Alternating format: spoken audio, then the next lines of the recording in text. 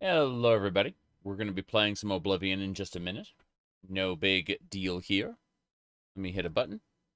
Does it work? No. No, it does not. That's a problem. So, give me a second. Going to mess around with something, switching things around. There we go. Capture. I closed and reopened the capture, so maybe. There we go. All right. So we are going to be playing our brand new save file. It's just started, only 197 hours in. Very, very recent.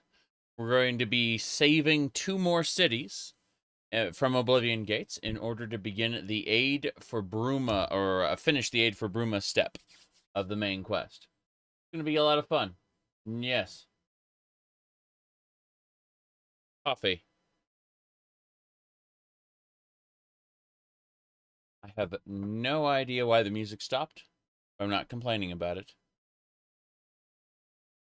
Ooh. That is an Oblivion Gate. It's right outside of Breville. As you can see, everything is perfectly normal as we prepare to go into the gate. I'm just going to double check this. There we go. Perfect. As you can see, everything is perfectly normal. We are playing as our high elf, what do you call it, hedge wizard, which means a lot of different points in mostly physical stuff, but no big deal. Anyway, we are the Countess of Kavach, the owner of the Gold Horse Courier Service, the grand champion of the arena. And we're going to be heading on through. You got all of the Devil May Cry games on sale. Nice. I was going to say that Devil May Cry 1 is like a spectacular early 3D Metroidvania, I should say. Bungee cords. I was discussing how I've been using bungee cords recently. It pairs up well with the standing desk I have. Serious business. Anyway, moving along. We are heading into the Oblivion Gate, and we are going to go and kill.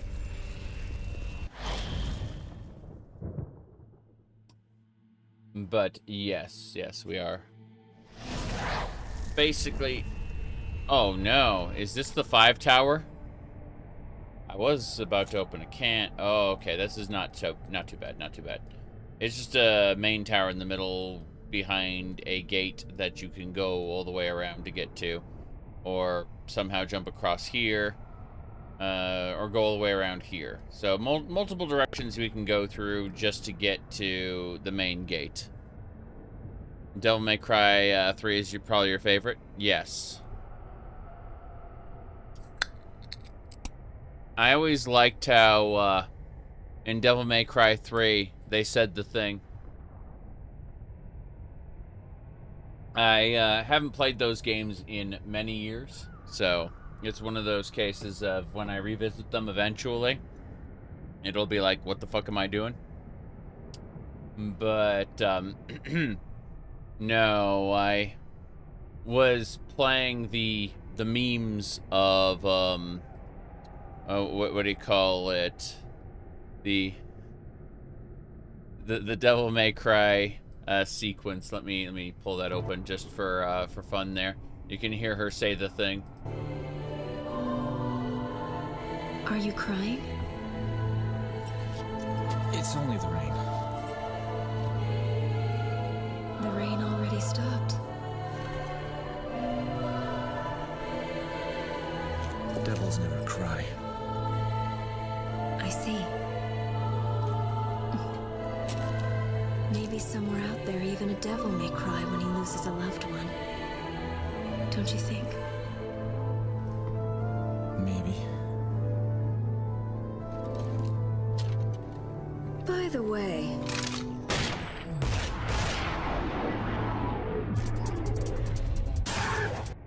Yeah.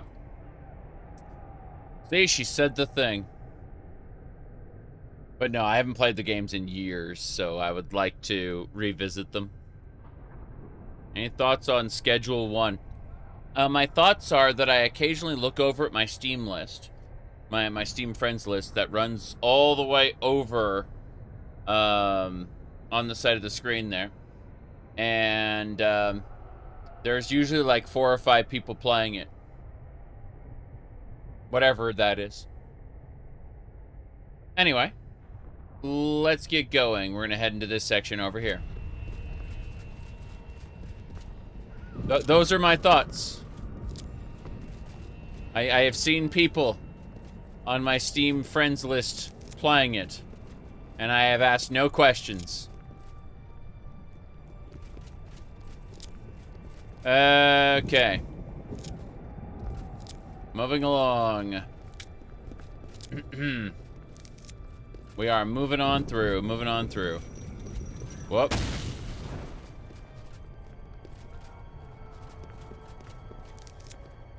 Said, you don't know if Schedule 1 would keep your attention? Makes sense. Let me mess with something really quick. The compositor is doing things. Okay, compositor's disabled. Let's go. Yeah, that's a bit smoother. A bit smoother. Micro stutter for days. Yeah, I don't care about that.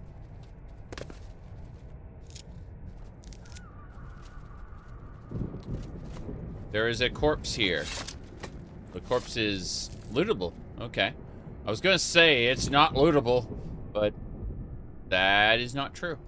Alright, there's a cave down there, which will lead out to there. Alternatively, we can just go across this bridge, I think.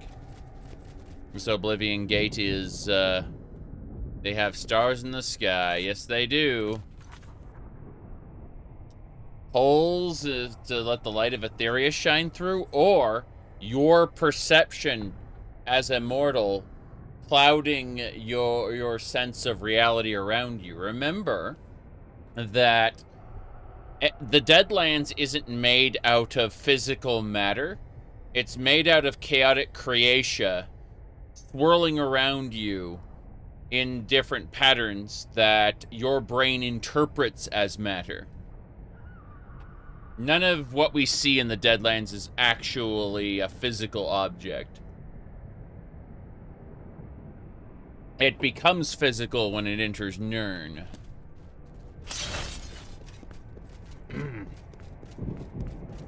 So, we just have a really, really strong sense of what the Christian hell supposedly looks like according to the Dante's Inferno Apocrypha.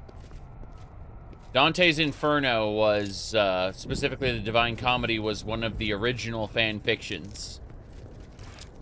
At least some of the earliest documented fan fiction.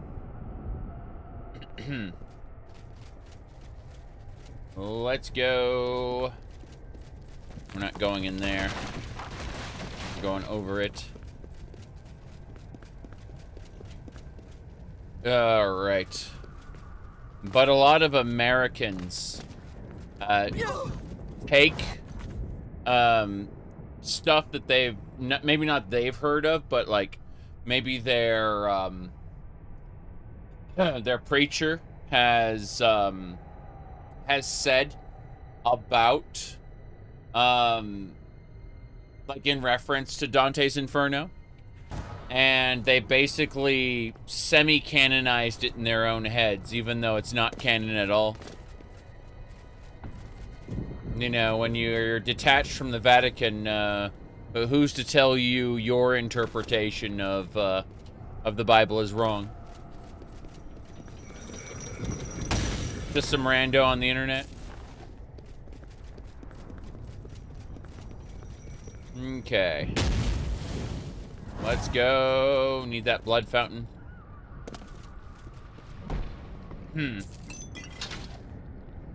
This way.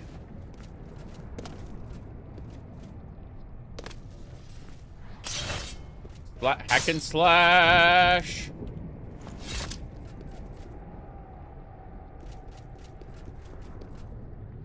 But yeah, the fire and brimstone that we that most American depictions talk about isn't actually canon. Not in the same way, anyway.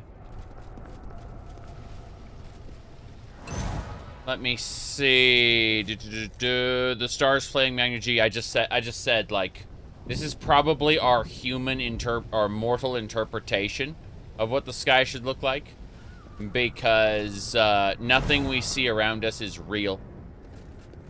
All chaotic creation. It's not matter.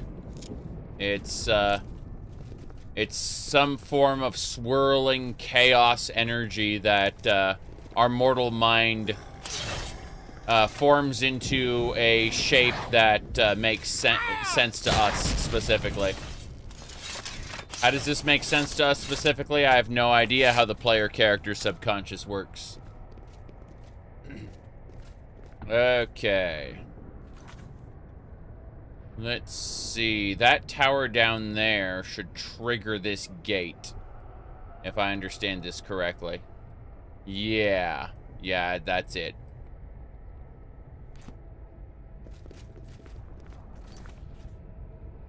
The stars aren't actually Magna G. They are the holes in reality left behind when the Magna G tore their way out of Mundus to flee to Aetherius, and so it's the light of Aetherius shining through. Little beacons of light, and then the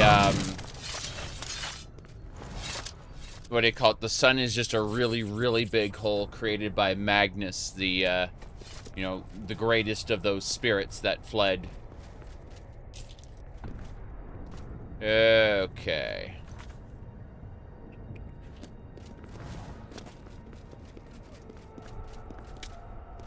Anyway.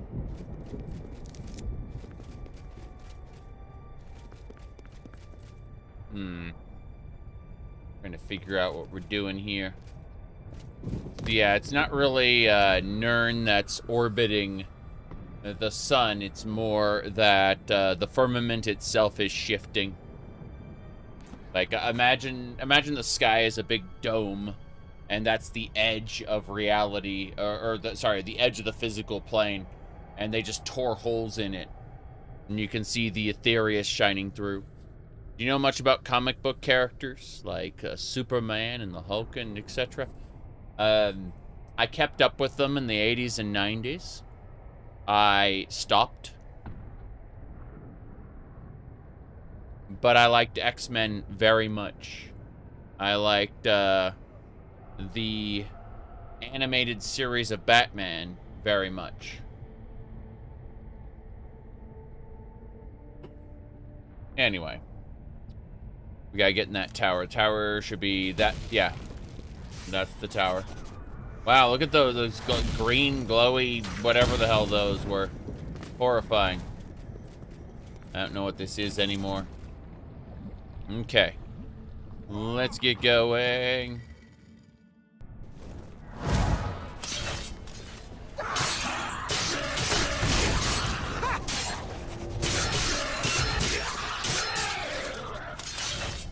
But yeah.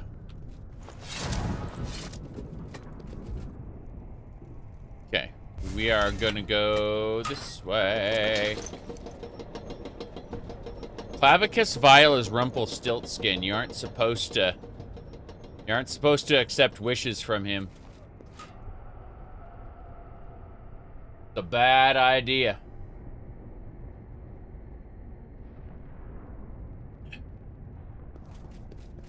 Okay.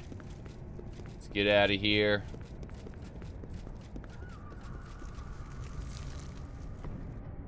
Clavicle. Oh, there are the Atronachs. Okay, Atronachs defeated. Oh, never mind. That was an extra Atronach. Mm-hmm.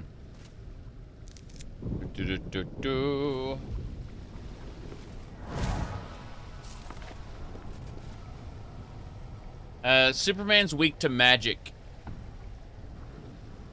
Enough spellcasters could take him down. He wouldn't be prepared for a random-ass person hitting him with magic.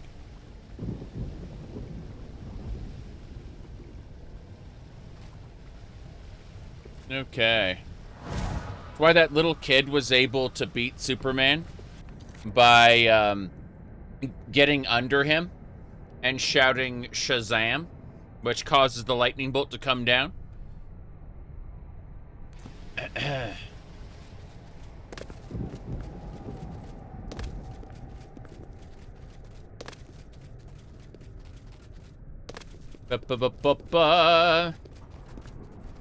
This way.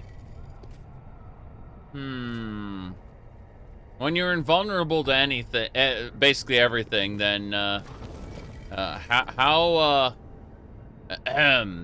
often are you formally dressed at home? Oh, in public I wear like denim and shit. It's entirely a bit, man. You just came on a good day. Sometimes I have the pink cat ears. That's not even a joke. Here's the tie that matches that. And also this one. And this one. Yeah. They're just hanging on the mic stand right now, seriously.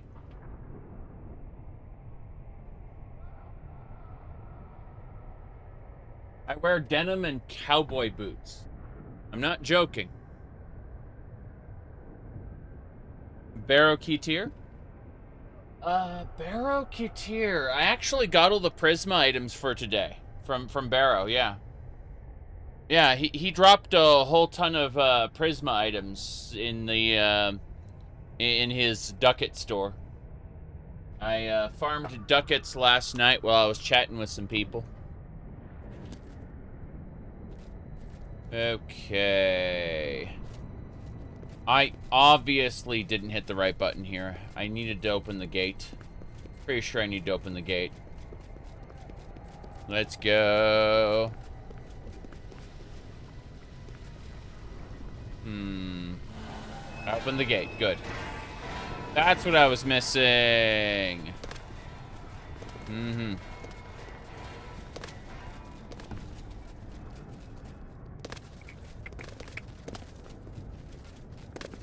But no, I'm just a huge fan of heeled boots in general. I'm actually 6'5". People are like, you wear boots to make yourself look taller? Kinda. I don't need to, but I just enjoy heels, that's all. Always have. Oh. Okey-dokey. Gotta run! Fireballs are after me! Fireballs are after me! Where's the gates? I don't know where the gates are. Okay.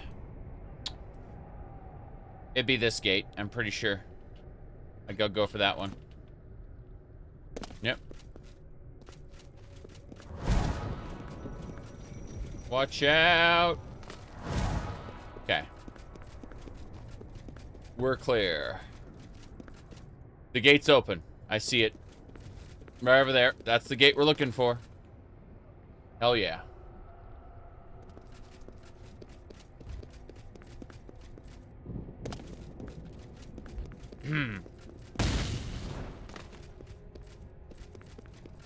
Though people would ask me, how could you be comfortable with like a dress shirt and tie or even a suit jacket, you know, sports coat, stuff like that. And the real answer is that people just don't know how to wear these clothes. They're super comfortable. You just unbutton the top button of your shirt, let the tie hold it together. Super comfy. As for the actual, like, what do you call it, the sports coat or suit jacket, depending on what you're wearing, most people, I just don't think, have them tailored well. I think they buy off the rack, which is fine. Like, there's nothing wrong with getting it cheap. But then they never take it to a tailor or anything. You do not have to have everything you own custom made, unlike what some people will tell you. However, if it doesn't fit, it doesn't fit, and people don't realize that when they are buying, or their parents are buying for them. I am simultaneously blessed and cursed. I have not purchased clothing for myself in over 15 years. Because my wife is just better at it than me.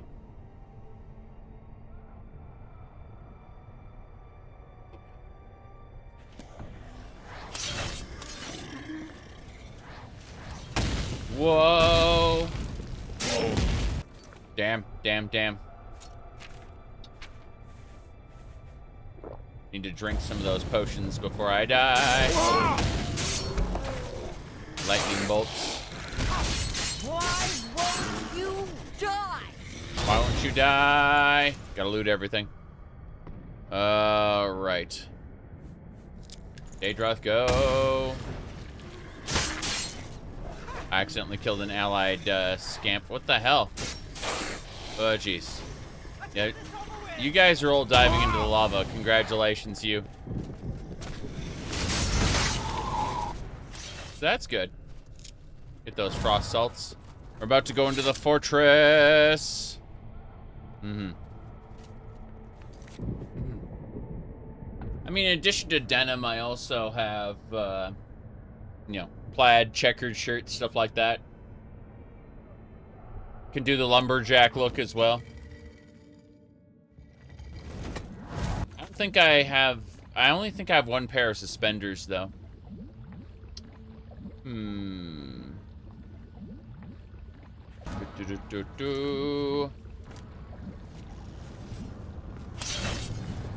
Okay, here we go.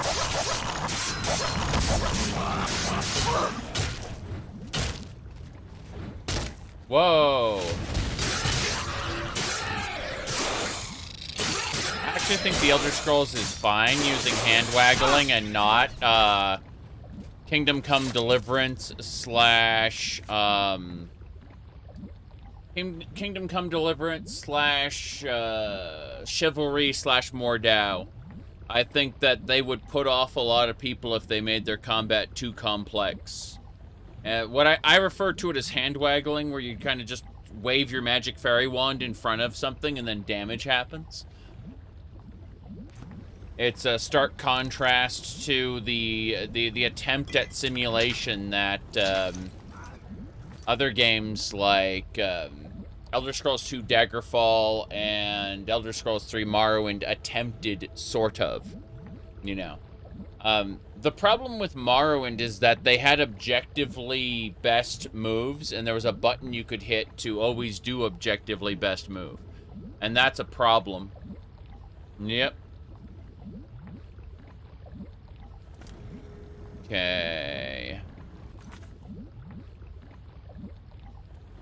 Now, I need to drop some things. The Daedric Lord boots are good. We're going to keep those. But there's stuff like the deer items that are just kind of terrible, and I want to go away forever.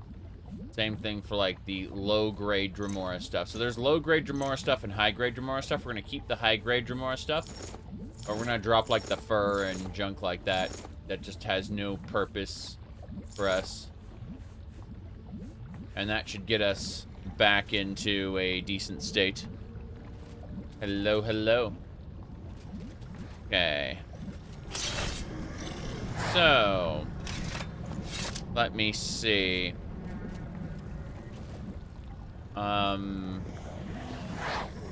missing somebody? She went through a load line. I gotta go in after her.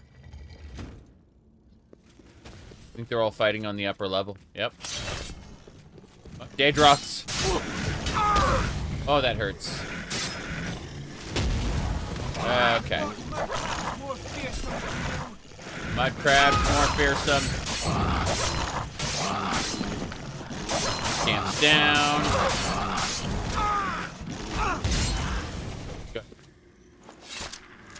Daedroth teeth and some septums. Who's left? Nobody? Nobody. We gotta leave and come back real quick.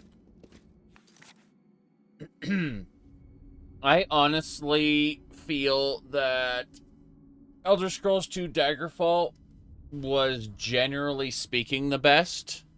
It had some problems, and rather than fixing and improving on those, they kind of threw the whole system out and then launched a new leveling system with Morrowind, which was, in my opinion, worse.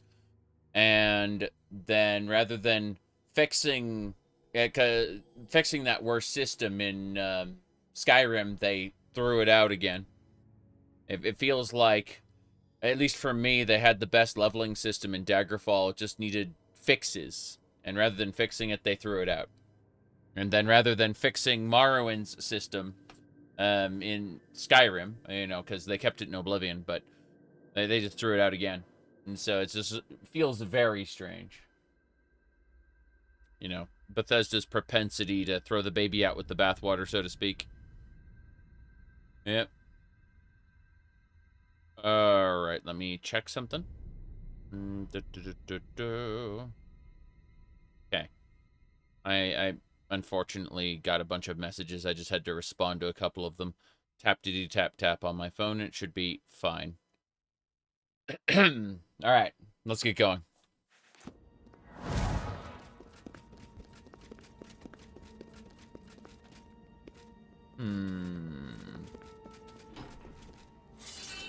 Claw Monolith. Or gotta look at the local map. They both lead to the Claw Monolith. That's A-okay. Said, thanks for the tips. Half-Life tips. Tips? Okay. I mean, I'm glad you're enjoying Half-Life because of me. Like, I'm always happy when I can introduce someone to a game that they're enjoying. Or able to enjoy, I should say. Let's see. But yeah, I actually am going to be playing Dark Souls Remastered soon. I've picked it up on Steam because the new mod has just dropped. I went ahead and I played Dark Souls when it first came out, Prepare to Die edition, but I'd like to replay it in Dark Souls Remastered. And if we go over here, hold on. For those who are unaware, Dark Souls Seamless Co-op is now a thing. Yeah, so Seamless Co-op means that you can play with your friends.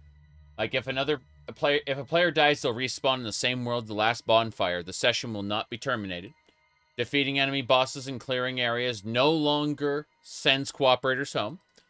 Fog walls and barriers that restrict multiplayer zones are gone. All NPC dialogue, talk, events, they'll all be synchronized. When one player rests at a bonfire, the entire world state will reset for everybody. Game progression and events completed online play will also progress your own world. You can play with up to 5 other players. And an overhaul to the peer-to-peer connection system means that it's going to use Steam's networking API, not FromSoft servers. Okay, it's going to work off Steam's servers. That's right. Peer-to-peer connection, facilitated through Steam, I should say. Anyway, yeah, cooperators and hosts can join from anywhere in the world, so if you get disconnected, you can quickly rejoin and pick up where you left off. Yep. You had to tone up the difficulty for Seamless Co-op. Yeah, in Elden Ring, I've been doing that. I played Elden Ring, I said 5 times, but I've really played Elden Ring 6 times now. That game is just, really leans into the playstyles I enjoy. There's some funky stuff I'm going to have to do to get the particular build I want to run working from the get-go, which I can. The game facilitates it. I played the new Vampire Survivors DLC. No, today I hopped into Vampire Survivors for 20 minutes. I just did a, 15 minutes. I did, you know, the double speed timer thing. Anyway, I did that just in the Ode to Castlevania real quick for fun. But I haven't had time to sit down and play Vampire Survivors because I've either been spending time with the wife, working, or farming Warframe for those ducats for today. What do you call it? With the, while chatting with some other people. That's basically, when I'm not on stream, I've been doing one of those three things. And that does not a Vampire Survivors make, sadly. Okay. Let me see.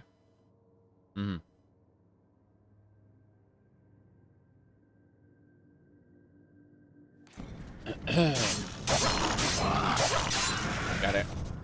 Damn.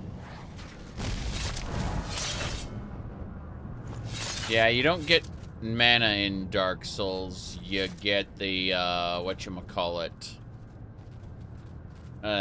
Items... a number of charges on your spells, basically.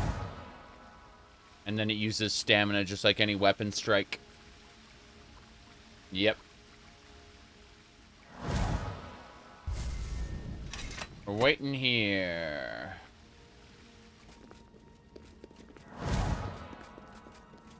There are a bunch of spell vendors. They're just kind of hidden off. There's, it's not like those crossroad ruins in Elden Ring where you're just kind of signposted to every spell vendor throughout your adventure. Ah, she said. Whoa, I flew. Physics engine. Send me away. Okay, we do have to regenerate our stamina, so we're just gonna chill out here for a second and let that happen. Because, fatigue is empty. Oh, hello, Storm Astronaut. Am I supposed to be impressed? Bam. Ravenous hunger. I'm paralyzed. I'm paralyzed and sliding down the hill. Did you know in Skyrim, you take damage based on how far you slid when you stop sliding? All the damage just happens at once. It's quite silly. Anyway. Let me check something really quick. I'm noticing a problem there. Ah, yes. Hello, hello. Messing around with something else. It all takes time. Okay.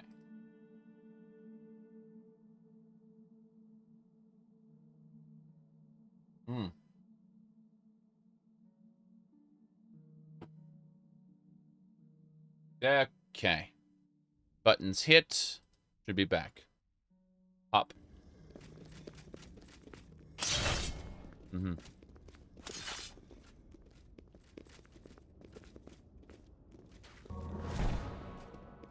Yep.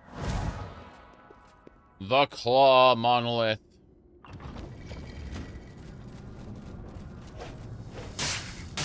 Good. That'll do it.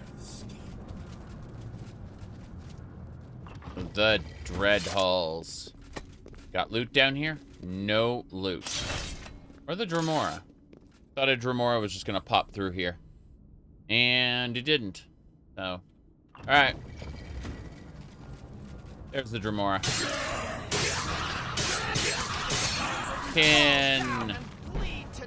Dremora kin...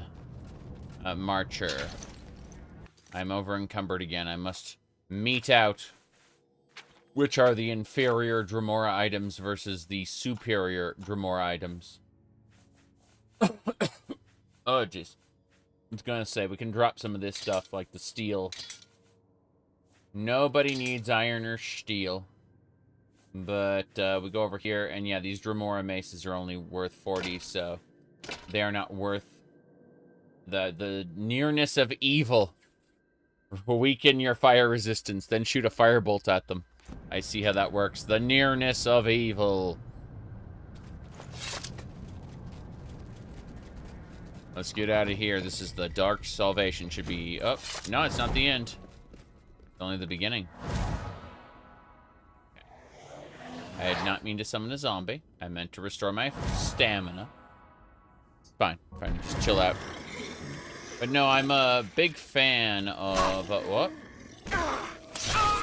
Really? Hey. A pleasure to speak with you. Please, go on. Farewell. My zombie just randomly decided to hit her after she casted a heal on me. Somehow I think that the game doesn't understand how to interpret having a heal cast on you.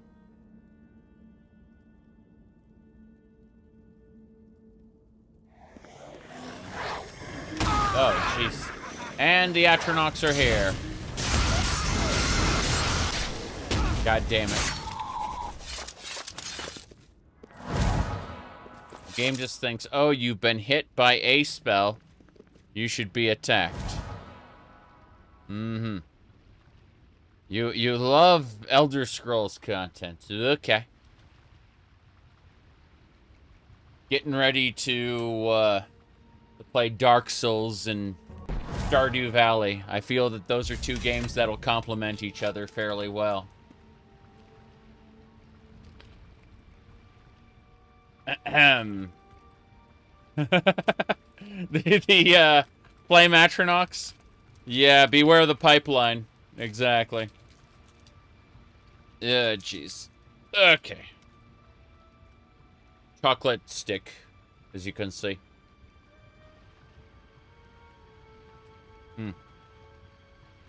On.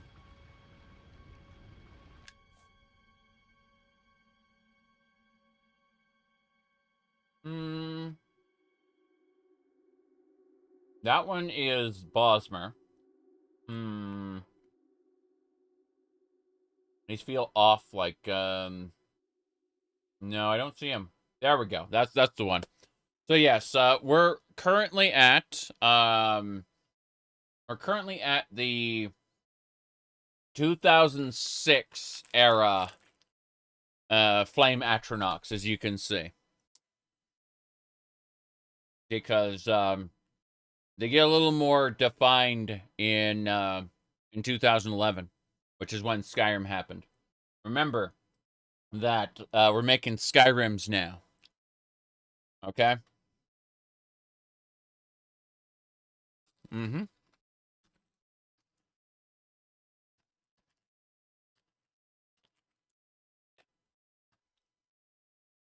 Okay. There we go.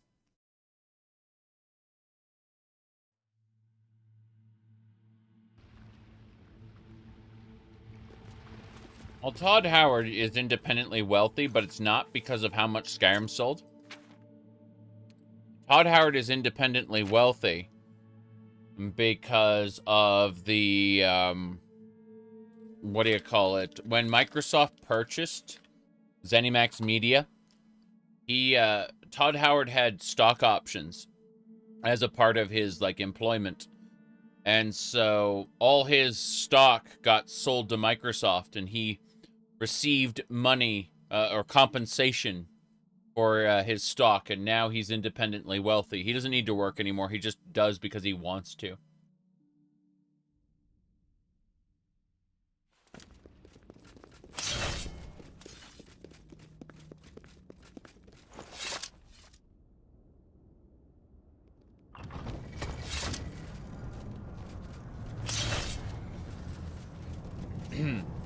Okay. But yeah, if Microsoft ever gives Todd Howard too hard of a time, he'll just walk. He'll just go retire. He doesn't need to put up with their shit. So, you know, they're kind of, or they, at least they have been in the past, pretty light on him. Yep.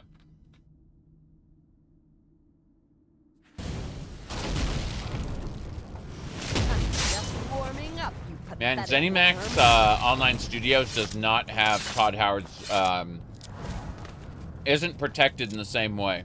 Like, Microsoft will just straight up tell them what to do. No filter. Which is why, they're undergoing some business model changes. People asked me if I was interested in the new Elder Scrolls Online, like, Direct or whatever, the new presentation, and I said no because I had finished Gold Road, and I said, that was good. I'll be back in a couple of years if the game's still up. Yeah. That was my, my interpretation of it. How's the game session going? Pretty well. We're munching on some Pocky and about to finish up the, what do you call it, the Sigil Stone here. And then we got one more, city to save. And then we can go back to Bruma. There we go.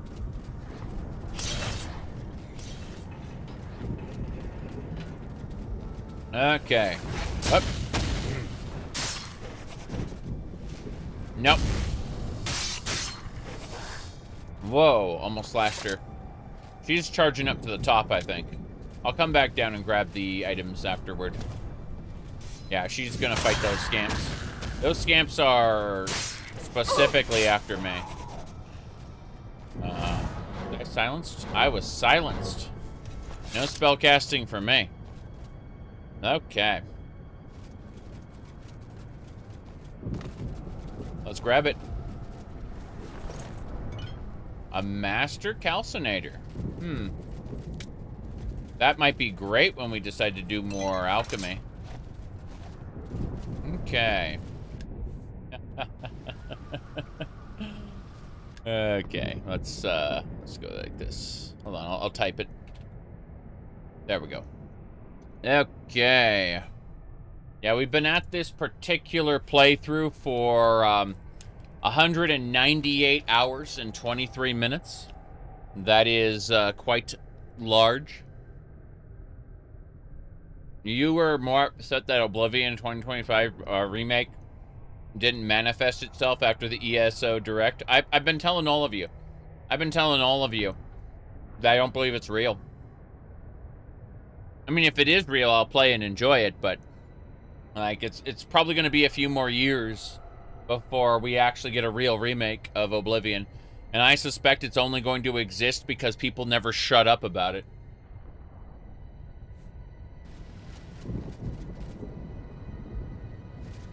Like some marketing executive is going to hear about how people like never shut up about the about this Oblivion remake that doesn't exist, and they're like, these are obviously consumers, why don't we make it for them, you know? And so they'll get a studio on that sometime. They'll be ready to announce it in a couple years.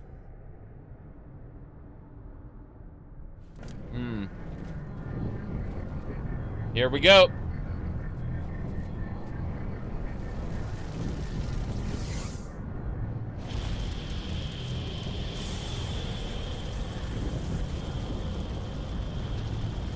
We are out.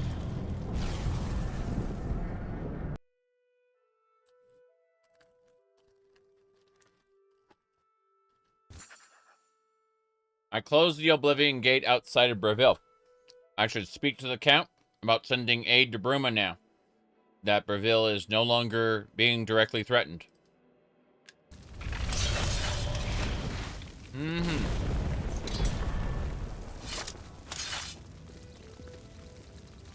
Perfect, everyone's here. I'm over encumbered. And to fix this. Okay, first I'm going to put my armor on, which is going to make it way less. You said, all of the all of the YouTubers seem to be going on and on about it more, desperate for it to drop so they can get more content. Yeah. Again, like, I'm going to be playing Dark Souls Remastered in Stardew Valley.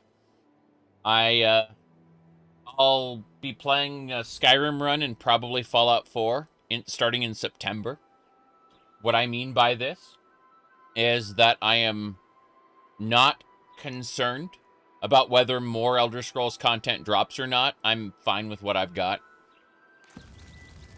I am not, in fact, excited for next product. I'm not, in fact, ready to consume next product. I'm enjoying old product right now. What do you call it? Did Warframe stream not happen? I forgot to publish it to YouTube. It went unlisted the whole time. It's on Twitch if you want to see it, though. I hope I can help. I chatted with some Twitch people while I ran Warframe, and then I chatted with a bunch of people in Discord.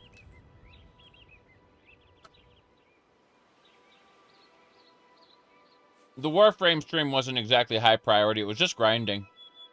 Barracuda tier dropped a bunch of Prisma items today, and I picked up 3 of them. I didn't talk to her real quick. Certainly. Twitch exclusive? Yeah, something like that.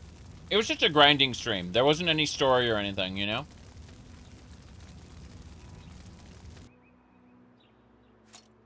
Okay. Let me go ahead and put away some Daedric stuff. I'm no longer over encumbered. Daedric stuff is super, super heavy. That is something we have to kind of keep in mind here. Remora stuff is less heavy than Daedric stuff. Yeah, it was a Twitch exclusive due to me not noticing something due to being tired. Not so much, not so much any sort of planned agenda. Okay. 99% of what people think I have planned out, or I have an agenda for, is usually just me having fun in the moment and arbitrarily deciding to do something different.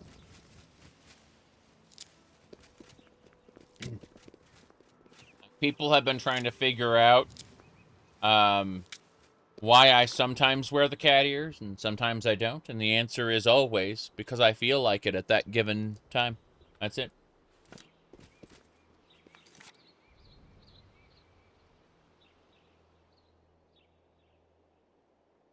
Okay. Let's get going. Well met. Well met. Let me see. It's a grand plot to drive haters insane. No, not just that. I found that I purged a good number of intolerant people, and that's okay. It's a nice filter. Yep.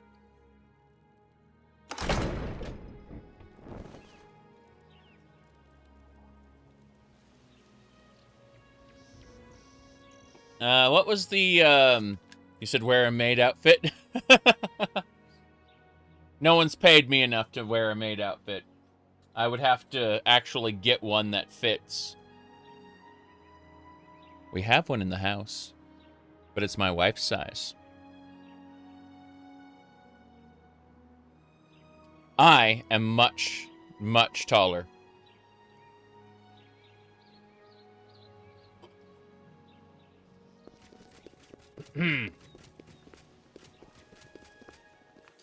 All right.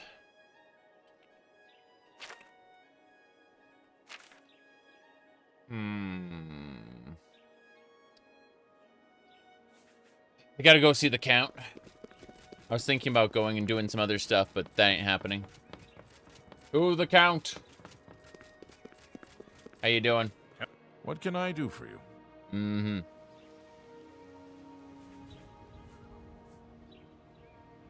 People searching obsessively for a thing. See you. Let me see here.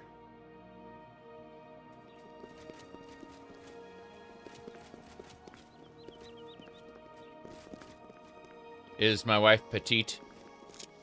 She has lost a lot of weight, and as a result, she's gotten basically a new wardrobe in the last, like, 3 years. And so her stuff has 0% chance of fitting me. Not even a bit.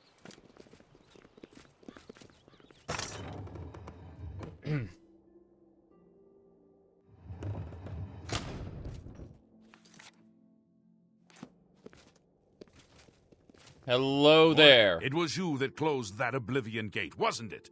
That was a brave thing to do. Yes. Thank you for closing the Oblivion Gate that was threatening Breville. I will send my guard captain, Viera Laris, to Bruma's aid. Do you notice that this black shadow is skipping around a bit? It's like look at the back of his chair. See the way this shadow like grows and shrinks? It's rippling. It's such a weird effect. Hold on, I see a thing there. Let's poke at this. All right.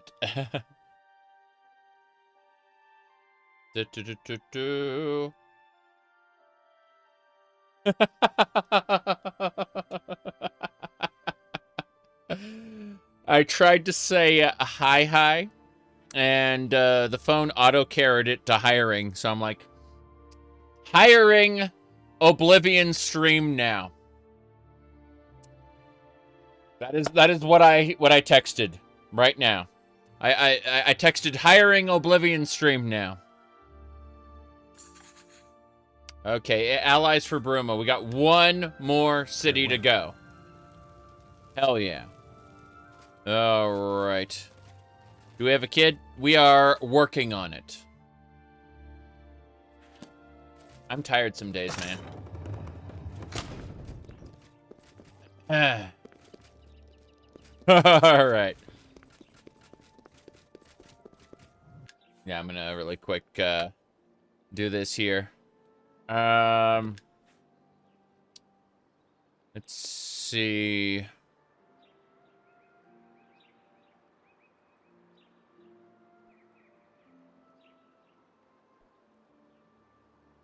Okay. That should do. One more thing.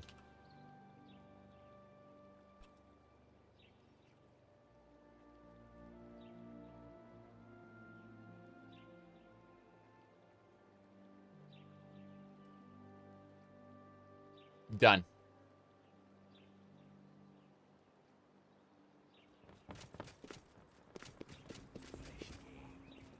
Okay. Yeah, we're good to go. We just need to go down to Leyawiin, I guess. That's our next goal. Yay. To the Nibene Valley. Oh, yes. This gate, for whatever reason, seems to be a recurring crash spot. So what we're going to do is we're going to reload, and we're just going to fast travel to our next destination. Easy peasy. I have no idea why it works that way. But it does. It definitely does.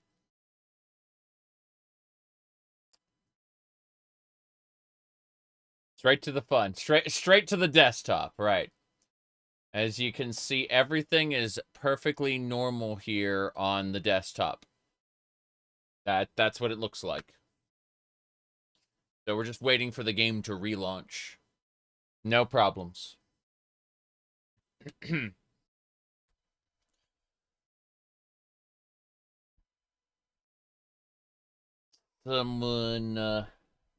frequently get asked a question, I should say.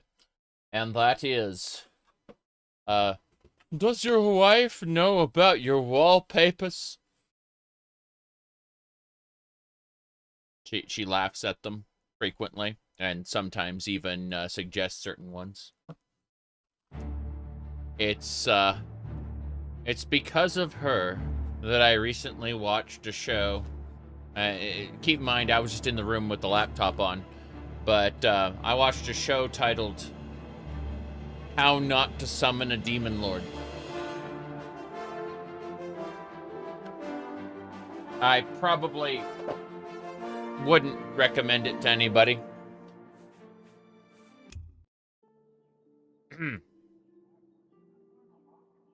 Yep.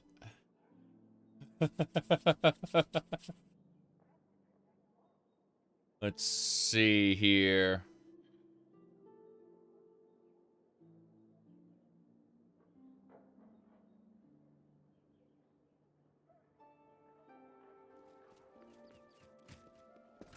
Okay. Now people are going to Google it. Oh, you can Google it, just I don't recommend watching it. That's all. Alright. We are going to head directly to Castle Leyawiin since we've been there before. Hello, hello.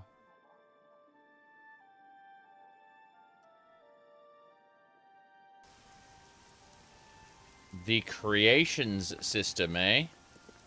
It's a black screen. Well, don't worry. All you missed was me reloading the game after it crashed and fast traveling from Breville to Leyawiin. That's what you missed.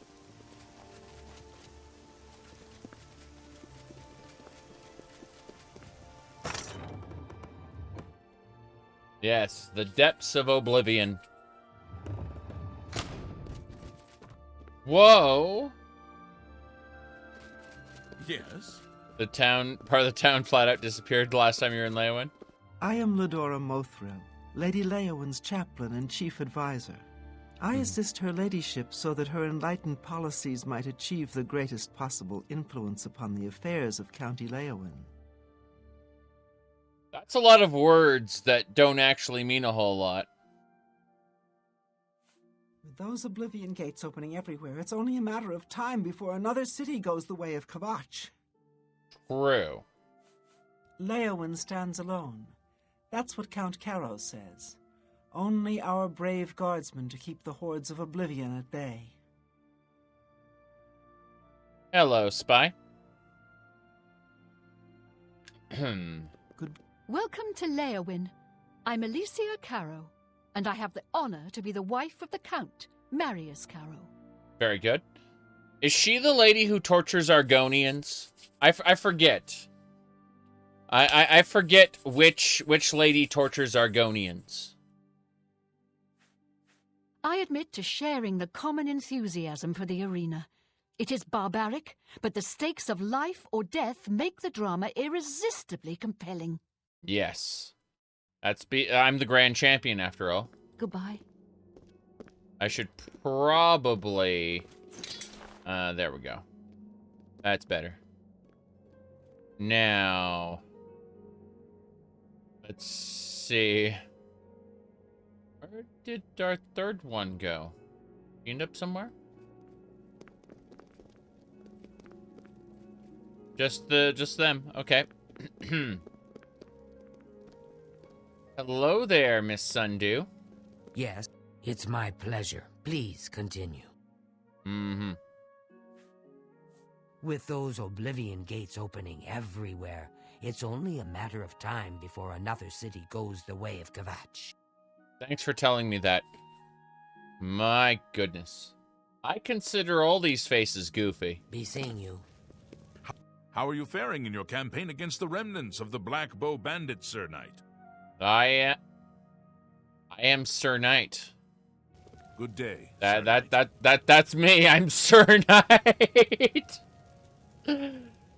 How are you faring in your... Okay. Tell me about Leyawiin. Our only hope to weather this Oblivion invasion is to defend our walls and be damned to what happens outside them. Leyawiin is beset by enemies. The Empire does nothing to help us. Even before this crisis, I did not have enough men to patrol my borders. I see. Now, Daedra are pouring out of an Oblivion Gate on our very doorstep. No, I don't have any men to spare. Bruma will have to look to its own defense. I see. Good day. So I must close the Oblivion Gate. Sir Knight shall close the Oblivion Gate. How do you do? Right.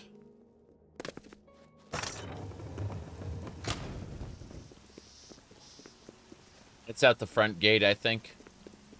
Hopefully. Hopefully we find that Oblivion Gate. Wait, it is that way according to the game. Let's go. What titles are you missing? Why?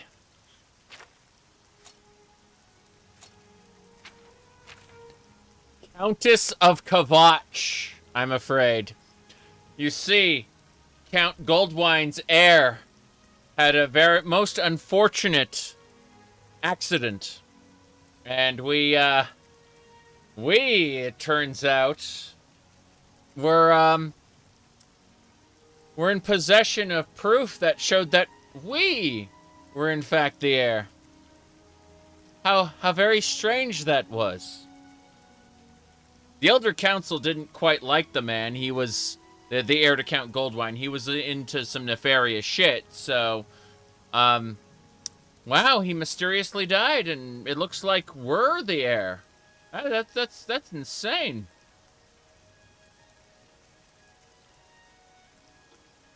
The most dangerous thing for a politician to be is inconvenient. We're also the enforcer of the Archaeology Guild, and we're the owner of the Gold Horse Courier Service. The Gold Horse Courier Service was the most important part. We started as a courier at the beginning of the game, and that was pre-Oblivion Crisis Cyrodiil. It's true, it's true. Looking for Morrowind guides, watching videos on Starfield and Emil. I see. I may have overstated Emil's importance in the failure, the generational cycle video. It seems as if he wasn't actually nearly as important to the development as I thought. Turns out they developed Starfield in these segregated bubbles, and he didn't really have as much of an impact, which is super interesting. He still wrote a bad story, but it turns out that it turns out that he didn't really have direct oversight over everything. Like, officially he did, but in reality, like, each piece of the game was being developed in its own, like, segregated bubble. So he wasn't really putting the pieces together, so to speak. Which is something we only found out in interviews. You know, well after the video was made. Okay.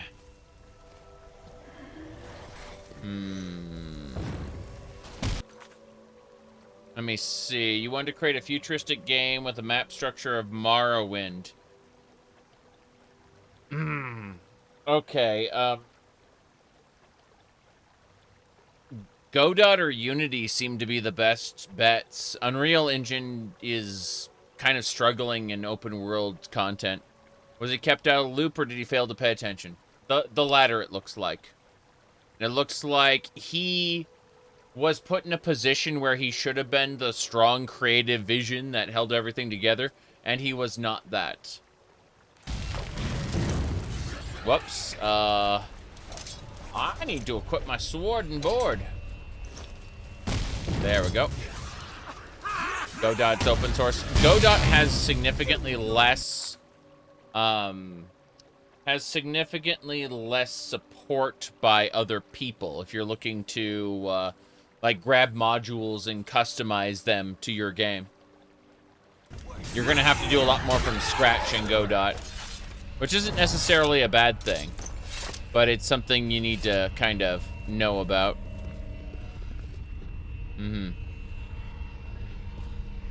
Okay. I mean, the OpenMW engine is interesting, but a lot of it is hard-coded, so you would have to alter the engine on a fundamental level, like parts of it, in order you basically create a new executable. Because yeah, the OpenMW engine is a lot of it is hard-coded to play Morrowind specifically. The Morrowind mods aren't transferable. Yep. The most successful Godot game is Cruelty Squad. Yeah, but that would be because of its multiplayer capabilities. Yep. Does OpenMW have a Lua API? It's in its early stages, but yes.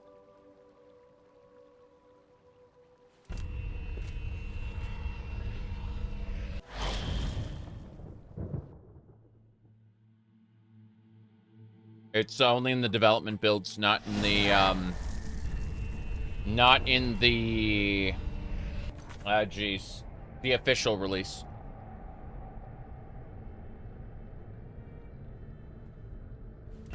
Let's go. Now, getting to the development builds is super easy, though. Because, hold on a second. Let me pull this open. OpenMW. Oops. Google that. Okay. Say we go to OpenMW here. Just go to downloads. And the release version isn't what you want. You want to go down to the development builds. And you just go over to their, you know, they got their Windows builds. Let me see here. Yeah, that's their official Windows build. I'm looking for their GitHub. Hold on a second. Yeah, it's the and it builds on GitHub. So yeah, you'd go through their GitHub. OpenMW. There we go. And this is where you get the source code. But yeah, 0.48 is the official, the release candidate, and what you want is 0.49 specifically. Yep. You said 0.49 is a pain to get a binary compiled for Linux. You need to grab a daily build. Yeah. I'm running Pop OS right now, so that's the thing.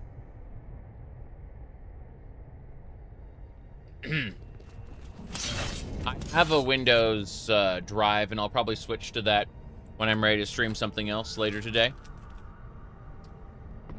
I'm thinking either Dark Souls Remastered or Stardew Valley. Not sure what I want to stream later, but I figured a good couple hours of Oblivion, 2, 3, something like that. Because I want to get progressed on this. Here, hold on, I'll show you what I mean. So,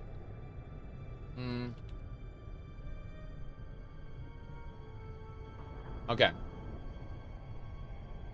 So you can see right here, we're kind of progressing our Morrowind run and our Oblivion run simultaneously. I'm finished with Final Fantasy XIV until the new Baja drop, which is in late May. So, despite the fact I streamed 14 2 days ago, it won't be for weeks until we're ready for the next one. Half-Life, we're going to be working on. Definitely doing more Half-Life. No Man's Sky is on the back burner until the next major update.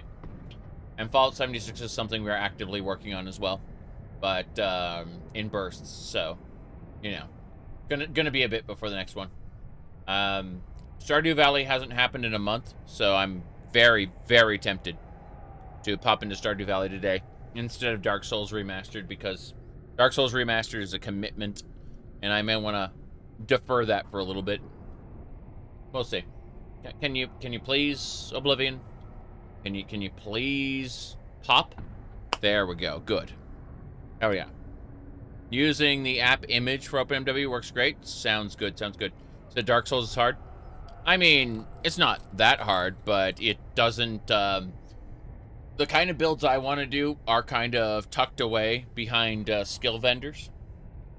And the best way to start off is just to start with the master key, run down to the Hydra, and kill the Hydra with a bunch of fire bombs.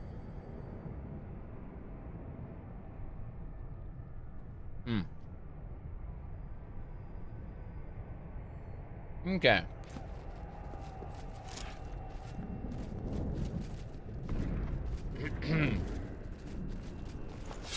I played Dark Souls, the original version, not the remastered version. So, you know, it's a case of I might be entirely off base on what I'm talking about, and that is A-okay with me. Can you still buy the classic version? I don't know, actually. That's a very good question. Yeah. That is a very good question.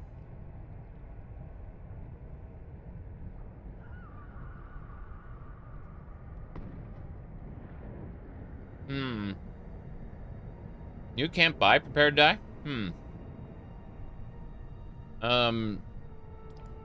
Twitch chat says you can, but it's unlisted and you have to find it.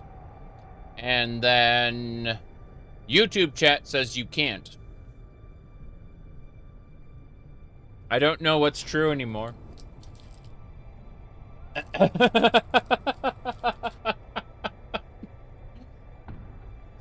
Okay. Let's go around.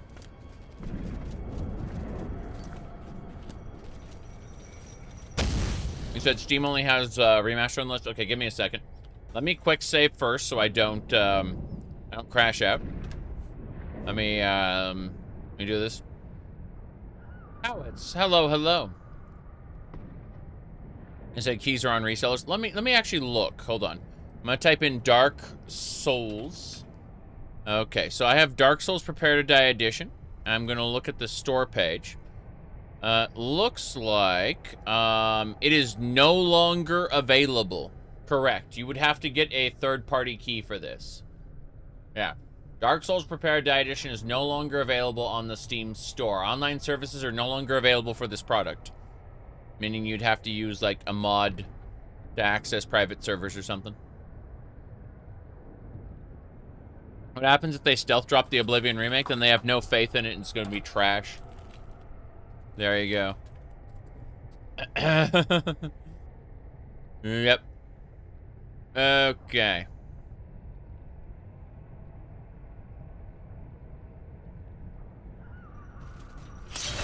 Oh, crap. Go, go, go!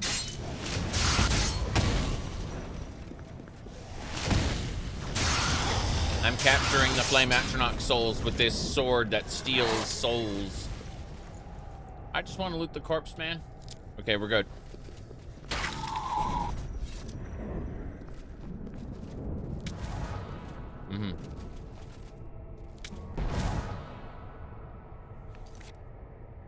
HD texture pack for Oblivion pushes it just under the 4 GB limit. So when too much stuff gets loaded, the game crashes. Yes. True.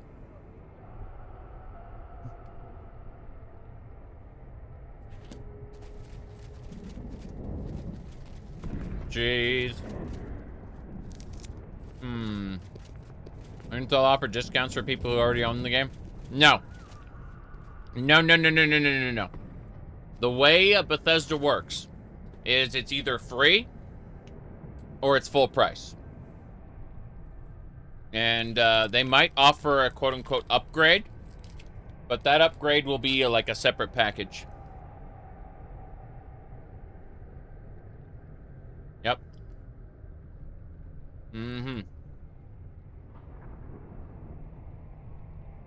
With the remaster, do you want to go back to the OG version? The OG version for Dark Souls is good for certain mods, specifically. That's about it. Otherwise, it is demonstrably worse. Release the Sadukar! Alex, thank you for the the Twitch Prime there. 29 months is definitely more than the average person. Amazing. Let's go!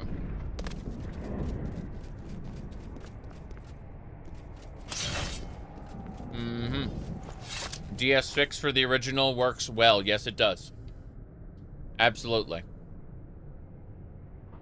I'm gonna have a little cup of coffee here. We're still down to just 1 cup a day, though the cup is kind of stained. You can see, like, I gotta scrub that out. Anyway. Okay. I got some coffee. I got some tea. I got some energy drink. And I got a little bit of water inside of a Carl's Jr. cup, which originally had soda.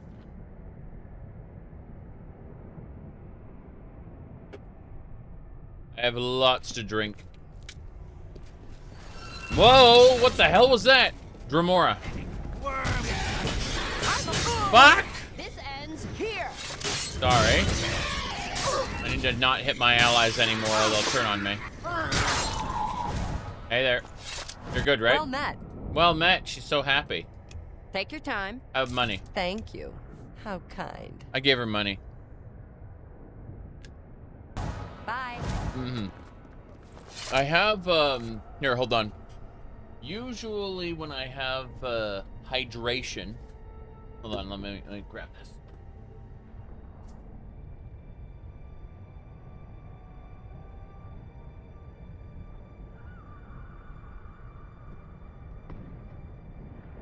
I usually use this cup for hydration. It's actually bigger than the coffee cup, but it's empty right now. It's watermelons and strawberries. Strawberries are my favorite thing. Yeah.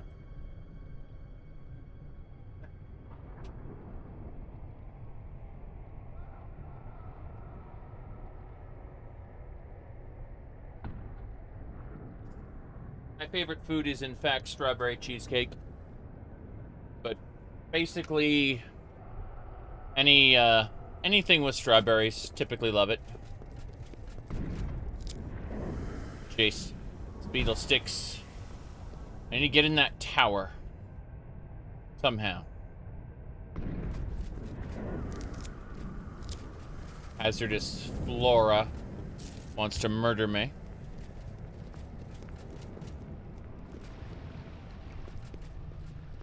So there are 3 towers, and they aren't connected to each other right now. There's got to be a way down to the front, then, because this seems very odd to me. Okay. Strawberry jam, yes. Here we go. Gonna back up.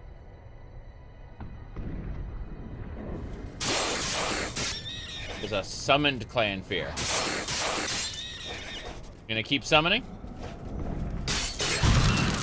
Damn, it blasted me with frost. That hurt. Okay. Stop it! I'm getting trapped. He just killed me. That guy was strong. Yep. That was... I'm dead. That's it. Game over.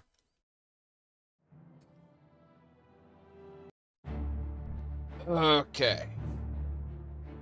The plants have adapted for murder. Yes. The plants will attack you in one way or the other. Either by poison or other means.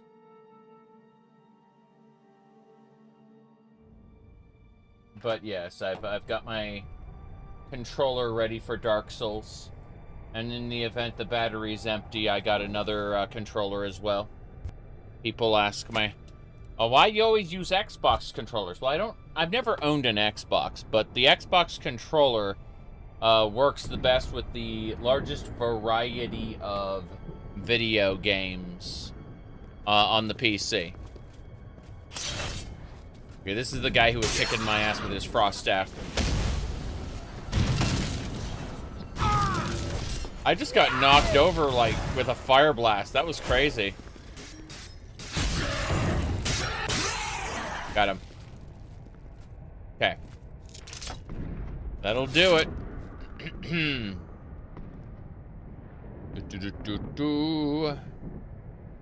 Yep. Didn't get one shot. Got like 3 or 4 shot, but you know. Still an issue. Jump. Lava.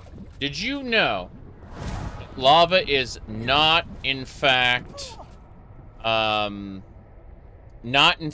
red water, but is in fact a more of a gelatinous substance? It's very, very, like, is very, very difficult to move in. You will find yourself very stuck and very dead, rather than just swimming through it. I've been playing PC forever, since the 90s, more or less. I mean, I have my first video game right here. Like, the first game I played was Pong, but I have, like, the first cartridge the first game I ever owned, which was Super Mario Brothers and Duck Hunt. Right? I mean, I think with them axing physical cartridges and turning the Switch into this physical cartridge is a key that lets you download the game. I'm pretty sure at this point I'm going to be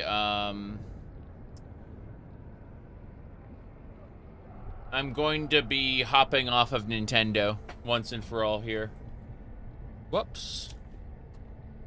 Haha. Thank you. Okay. Seems like food has been delivered. Pork. And macaroni salad. Absolutely delicious. Okay.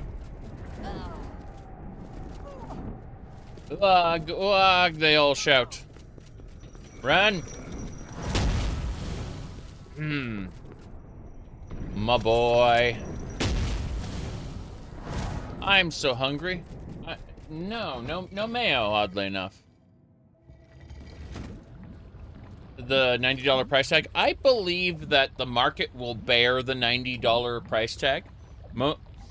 I think that what will end up happening is Nintendo will see a reduction in the number of sales they get, right? And as a result, they will start to panic. But that's because instead of being able to afford 2 or 3 games, people are only going to be able to afford 1, right? The people with the disposable income to purchase a Switch and purchase games aren't going to be completely wrecked by the $90 price tag, but it is going to eat into how many they're willing to buy, right? And I think that Nintendo, as a result, is going to see a marked reduction in sales as a result. Yep. I, on the other hand, because I don't like their direction to all digital, will probably stop purchasing, because Nintendo has a history of shutting down their storefronts, meaning that eventually you won't be able to re-download the game if you own it. And I look at that and I go, drink up me hearties, yo-ho. It's just, it isn't the price tag. It's the fact that they are, like, whatever games I get, it isn't going to be on the disc anymore. It's going to be a download code on a disc. And that means RIP preservation. So I'll be obtaining my games in alternative ways as a result. Not because they made it more expensive, but because they decided that they're getting rid of actual physical games. Now you may be wondering, well, it's not like he actually has physical games, right? I have multiple panels of these. I have Switch games on physical. I don't have any digital Switch games. Just saying. So, and that's because, again and again and again over the years, Nintendo shuts down their storefronts. It is impossible to re-download the games after a certain point. The PlayStation's only company going to be doing physical? I see. I shit-talked Sony for doing, like, basically having the games have to be authenticated, and if you can't get onto the PSN, you can't play certain games because they aren't authenticated, right? So when the PSN went down, a bunch of people suddenly couldn't play their physical copies anymore, and I was like, what the fuck is wrong with this? So I complained online, and people said, well, Xbox does, and I'm like, I don't give a fuck about Xbox. I've never owned an Xbox. Go away. But the internet's reaction to me complaining about Sony is to complain about Xbox. I'm like, I've never owned an Xbox. Fuck off.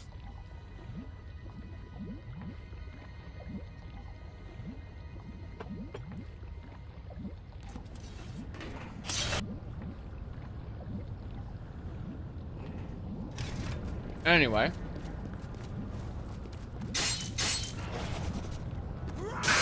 Hungers! What? No thanks. Power attack! Got hell yeah. Okay.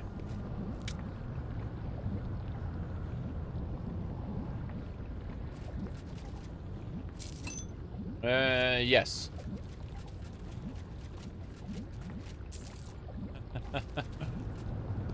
This way.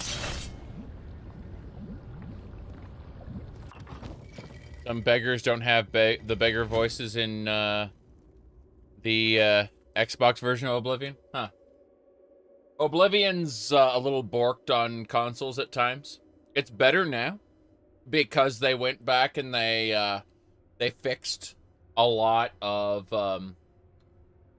it when they made the port. Like they made these back ports from Morrowind and Oblivion, where they basically put them on the new console, and when they did that, they they're called quote unquote backwards compatible, but they actually have fixes on them that the original version does not have. They're better. I won't be playing them myself because I don't own an Xbox, but I have seen evidence that it is the case. I know I'm cheating because I understand a lot of people complaining about games don't have friends. So I'm able to go to a friend's house and check out their console. You never questioned how we're able to download and play games on Steam that are no longer being sold? That's because there is a manifest. There are these packages that are uploaded to Steam, and completely getting rid of them is not impossible, but very difficult. And that's why you can always downgrade your Skyrim or Fallout 4 version to an older version by basically giving the right command to the to download a different manifest. That's it. Yep.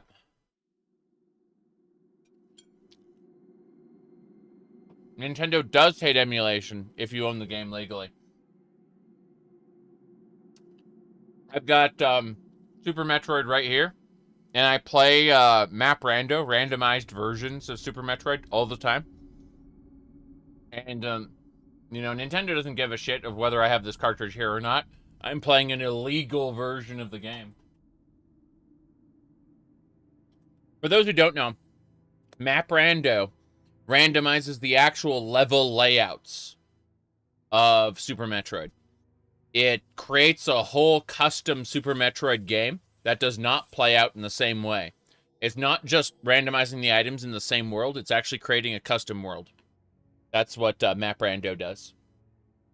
In a second, let me have another bite and then we'll get back to playing. I always like to show off the thumbnail because I'm, you know, crazy. But my last Map Rando stream was a month ago. It's titled Cat Made Samus Isn't Real. She Can't Hurt You. And it is a truly customized version of Super Metroid. Freaking love it. Here, hold on. Hot area there, yeah. You can see right there.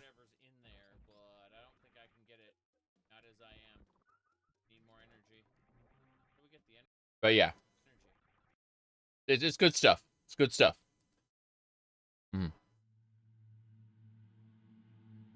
Principal, you avoided purchasing Samus Returns. You got ass hurt over them shutting down AM2 Arsing as a competitor. Yeah, I get that. It's a real shame too that they're competing with their own fans because they could learn from their fans. They could purchase the fan work and publish it. They could do all kinds of things. Samus Returns honestly has a lot of problems that Metroid Dread fixed. Yeah. It's true. Metroid Dread fixed a lot of the issues that Samus Returns had. Anyway.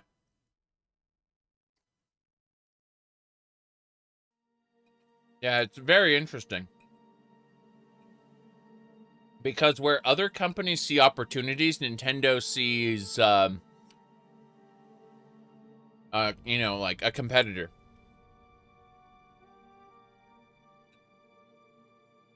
You know, there's a game called Mega Man X Corrupted, which I would kill for Capcom to officially license and sell. I want that game to get official support. It's been in development for like 15 years now.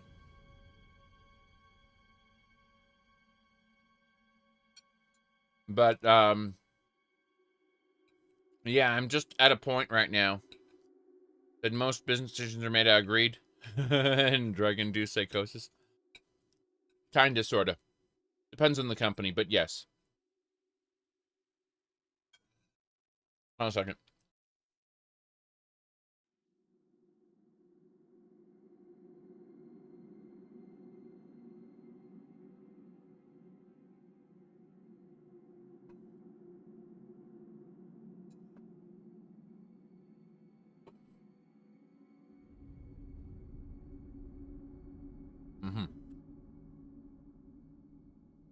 Thank you for waiting. Let's go.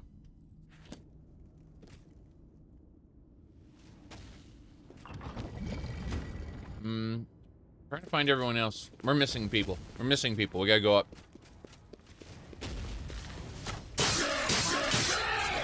Drumar can't if defeated.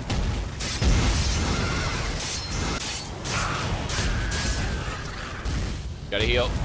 Gotta run around a corner. Oh, damn. I'm getting my ass kicked by all these Daedra.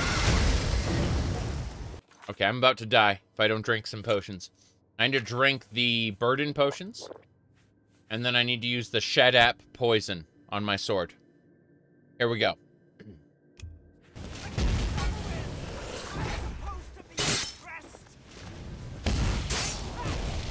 Good.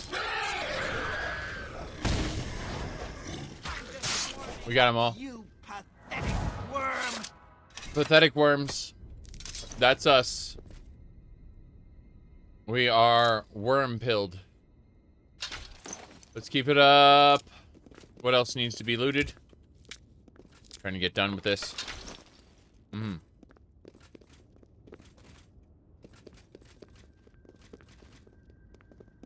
Do I have a favorite mod list? I don't download mod packages for the most. The only game I download mod packages for is Minecraft. And those are like action RPG ones. But as far as like Oblivion goes, like Morrowind, Oblivion, Skyrim, even Daggerfall, you'll find that my my Webby site has the list of the mods I used. Hello, hello. Going on up. The hell is going on there? Saw something scary. Desolation's end. Let's go. Nope.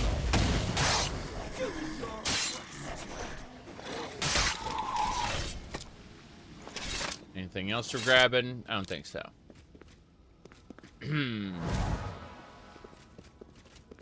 Yeah, we're good. Let's get up. Let's get up, get out. Yeah, I spend a couple weeks doing live streams where I put the mod list together for fun. Oh, I gotta get my shield ready. There we go. That Daedroth really wanted to kill me. Damn. One more hit. He dead. Those are Dremora Lord items, I think. The standard Dremora. Okay, fair enough. Daedroth was a pain. Hey, get up. Elandra. Elandra, you must get up. Thank you. It's an absolute headache to deal with, you say? Only Oblivion. Only Oblivion.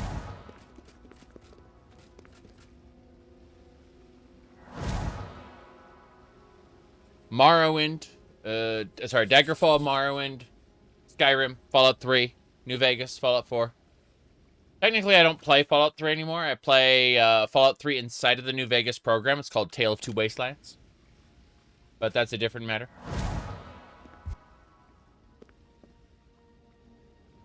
Okay, here we go.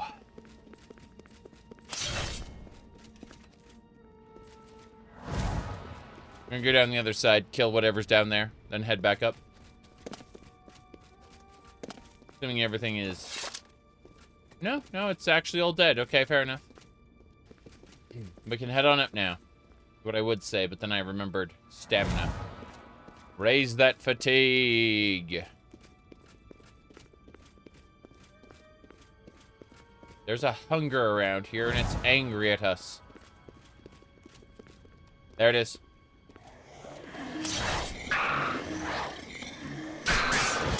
Got it.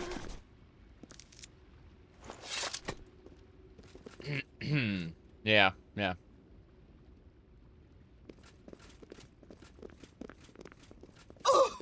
Oof. Everyone goes, ow. Ouchies. Okay. Kill it. Next.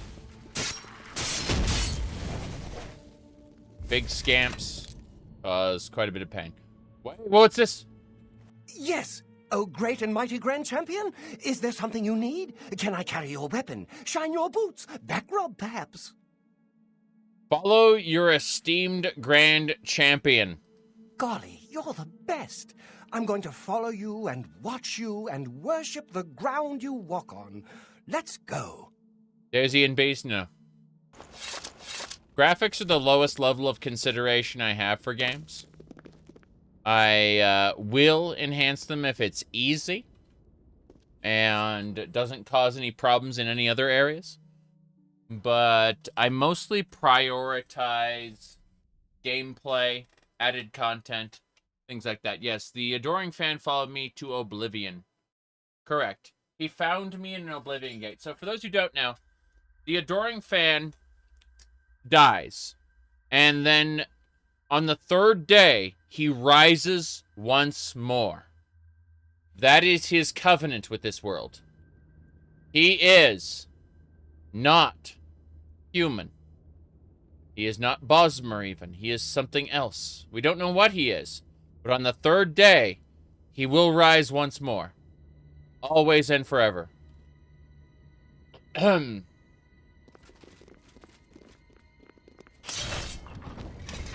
Yep. Oops. No thanks. Ventier's dead. Good. Can you make water into skooma? That's a very good question. Die! Die, she shouted. There's an enemy above us. Let's go!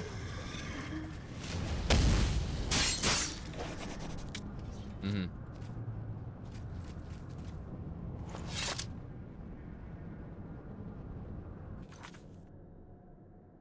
Let's go! He has a torch, and he will run away from monsters most of the time. Sometimes he will suddenly decide that he needs to punch something. But that's a different matter. Oh, right. Defeldu? Yeah, yes. Daedroths. Damn. Missed.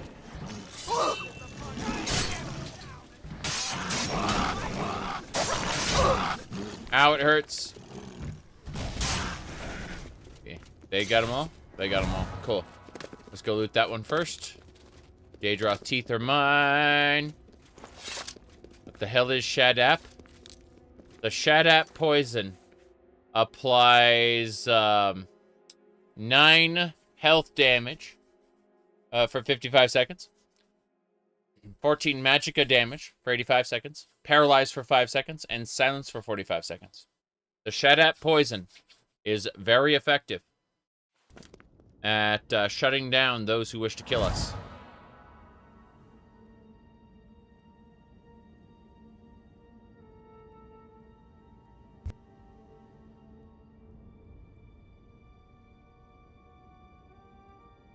Wow. Okay, then. That was a nice change. I hope I can help. Hmm. The prettiest town in Cyrodiil? Don't know. But the ugliest is Breville. Shabby, tumble-down shacks. They're big shacks, though. Big shacks. Well met. All right.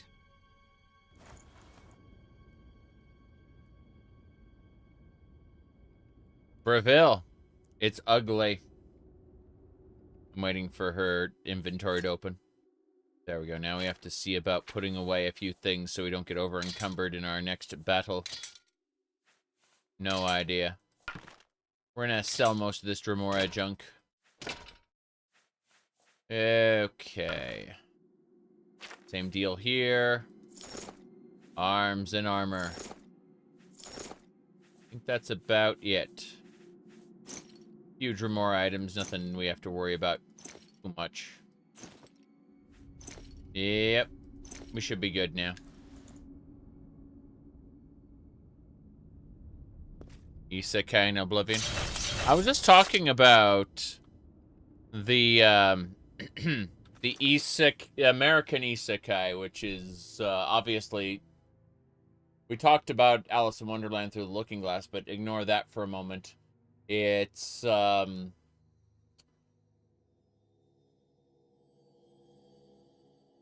Evil Dead 3, Army of Darkness. As he shoots a knight's sword just clean off, he then says, "All right, you primitive screwheads, listen up. You see this? This is my boomstick! The double barrel Remington.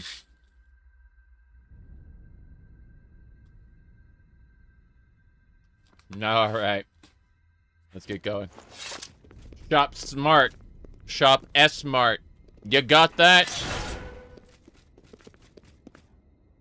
Mm-hmm.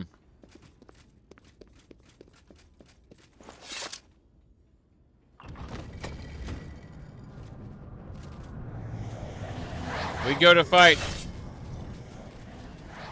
Metronach. Ow, it hurts.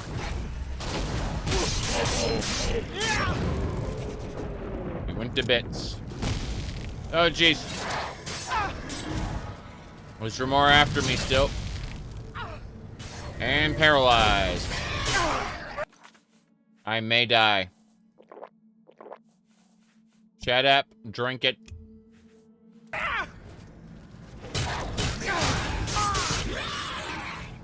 Paralyzed.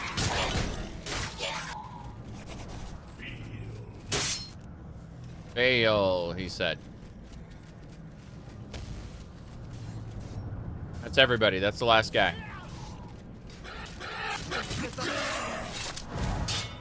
Good. We did it. We destroyed the Dremora. And Peter Pan Isekai. Yes. The shoujo style isekai featuring what do you call it? Like Escaflowne, sorta. Mm-hmm.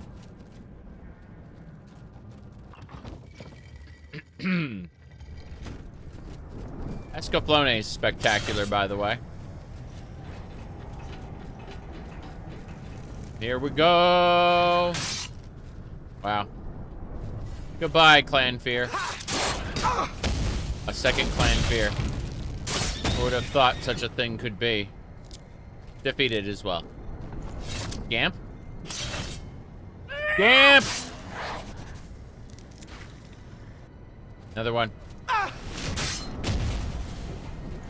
Defeated. Someone asked, is Peter Pan a twink? And that is a question best not answered while he still looks like a child. Maybe in that movie Hook, when he's grown up, we can talk about it.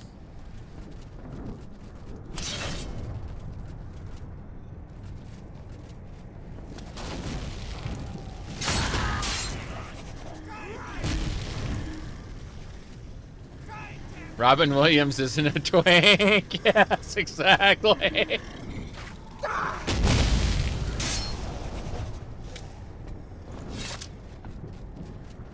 You know he's 4,000 years old, yes, but it's how a fictional character is portrayed, not their canonical age, because their canonical age can fluctuate, and we can get into the, you know, the 8,000-year-old vampire girl, and things get really uncomfortable. Okay, here we go. I need to summon one of my followers here. Let me see. I need to figure out which one that is. Give me a sec. Not Una. There we go. This is the code we need. Mm-hmm.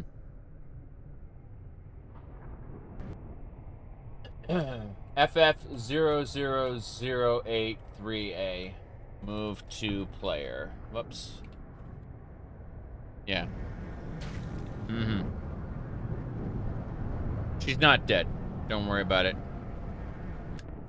We need her to not die. That's the answer.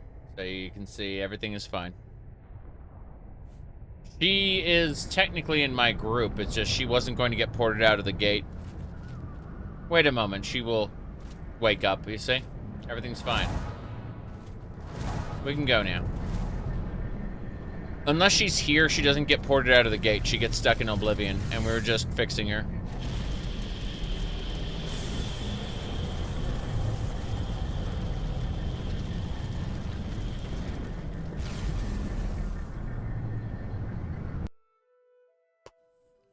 Yes.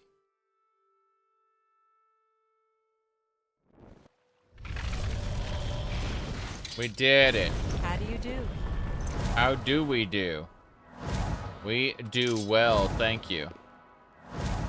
Let's go ahead and have a peek. I like how they put an Oblivion Gate bridge right here. That is actually super interesting. Well. Everything's fine here now, thank you. Give me a sec while I mess with something. Yep.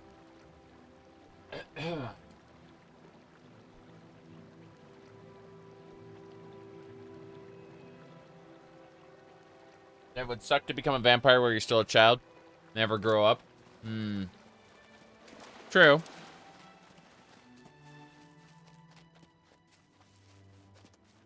Ooh. Wait, what's that? I hear it. Nernrot. There's another Oblivion Gate over there. This is a problem. How many Oblivion Gates are there? Oh no. Huh. Wonder if that second gate counts. Probably does. You think water would spill through an Oblivion Gate if it's open lake? I don't think so. I think there would be like a magical membrane that just kind of keeps the water out. But the moment you step through the Oblivion Gate into Mundus, you would get wet. CBB? Yeah, absolutely. Because it comes with the body slide tool. And that means you can customize the appearance. And you can actually set a threshold based on weight. Right? 0 weight versus 100 weight. It's not CBBE in its vanilla state, but rather the fact you can customize it completely and make whatever kind of body you want. A lot of people don't recognize that it comes with the body slide tool.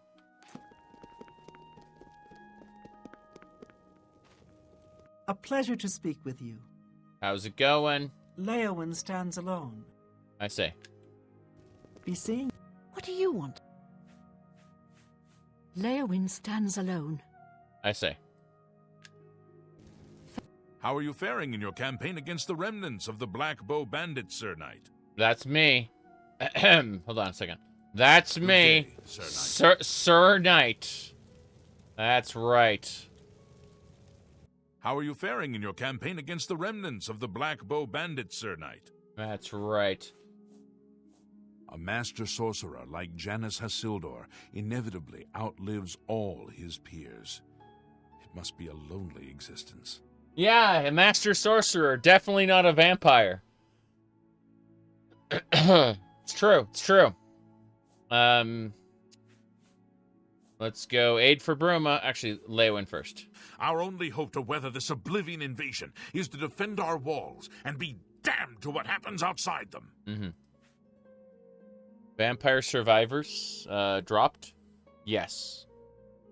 The update for Vampire Survivors is good. It's a chicken-based update. Seriously, it's a chicken-based update. And then they have a free DLC as well. Leyawiin is beset by enemies. The Empire does nothing to help us. Even before this crisis, I did not have enough men to patrol my borders. Now, Daedra are pouring out of an Oblivion Gate on our very doorstep. No, I don't have any men to spare. Okay, fair enough. We gotta go close that other gate. The second one. I can't believe it. The Grey Prince has been beaten. There's a new arena grand champion. Someone called the Crimson Blade. This is such I've heard others say the same. The news from Antioch is terrible. I've heard others say the same. Be Oh no. seeing you. Let's get out of here. Jiggle physics? Yes. But that requires an SKSE, Skyrim Script Extender DLL module to do the jiggle physics.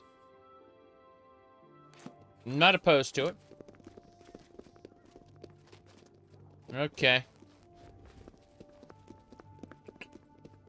You should tone the jiggle down a little bit, though. Because if you don't, it's going to look like pudding as opposed to, you know, flesh. Ah, yes, we crashed the game. Spectacular. That is precisely what we wanted to do. We absolutely, positively wanted to crash the game. Give me a second for it to reload. Hey, yo.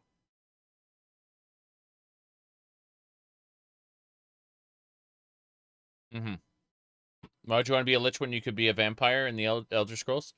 Well, I mean, in Daggerfall specifically, liches will return after they are killed. It takes some arbitrary amount of time. But the idea is in Elder Scrolls 2 Daggerfall, you had to pour water on the lich's remains in order to sever their connection with the world. Otherwise, they just come back. So, vampires don't just come back when they are killed.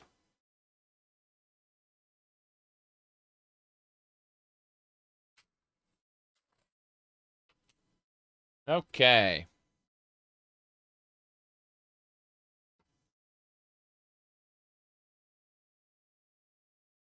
I play both male and female characters in the video games. And I've got to say, though, that no matter which one I choose, the game always devolves into Dress Up Doll, the video game. Yep. Always fashion. No question about it. Been that way for decades now.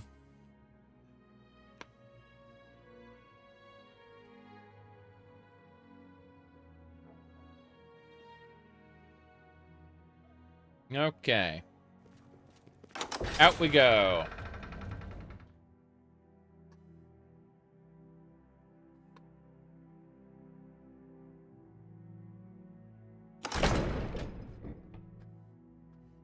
The end game of RuneScape is Fashionscape, you say?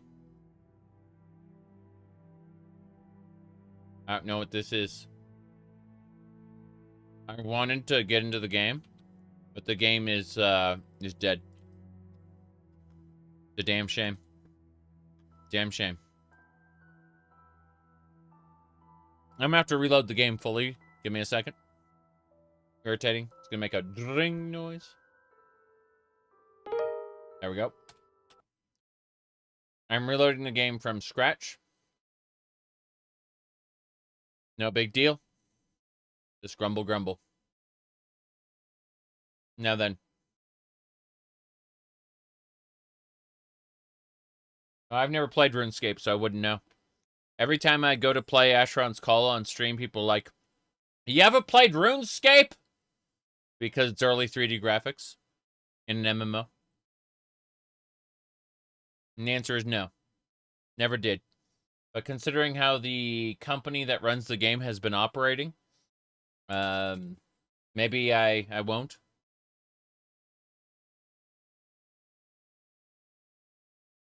Okay.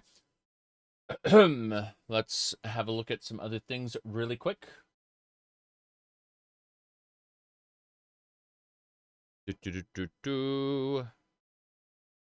Anything else going on?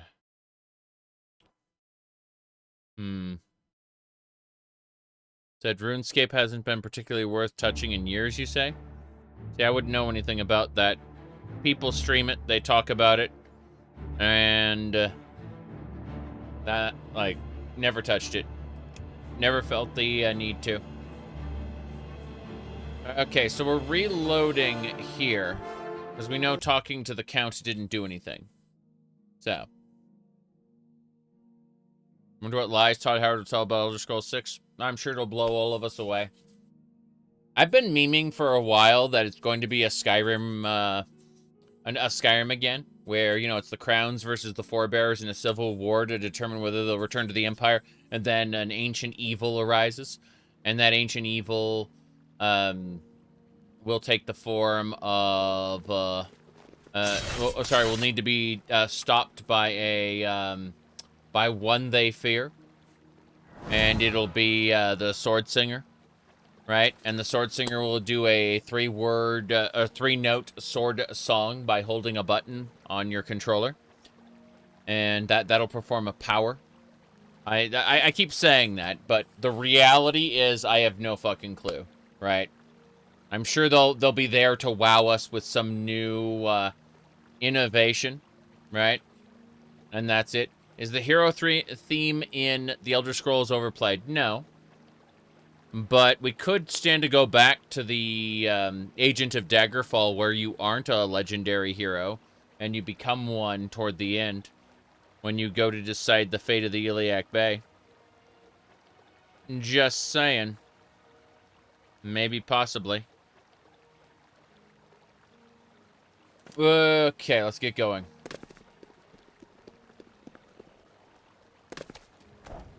We need to kill these Hungus. Yep. Another hunger.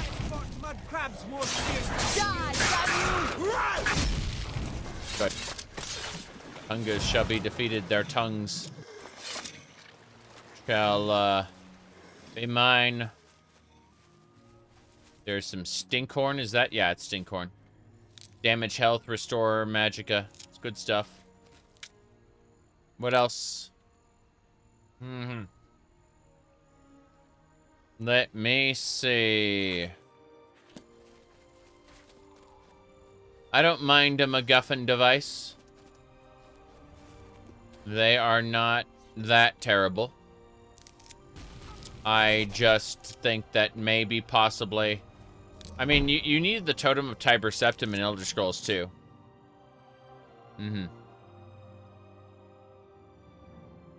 Let me see...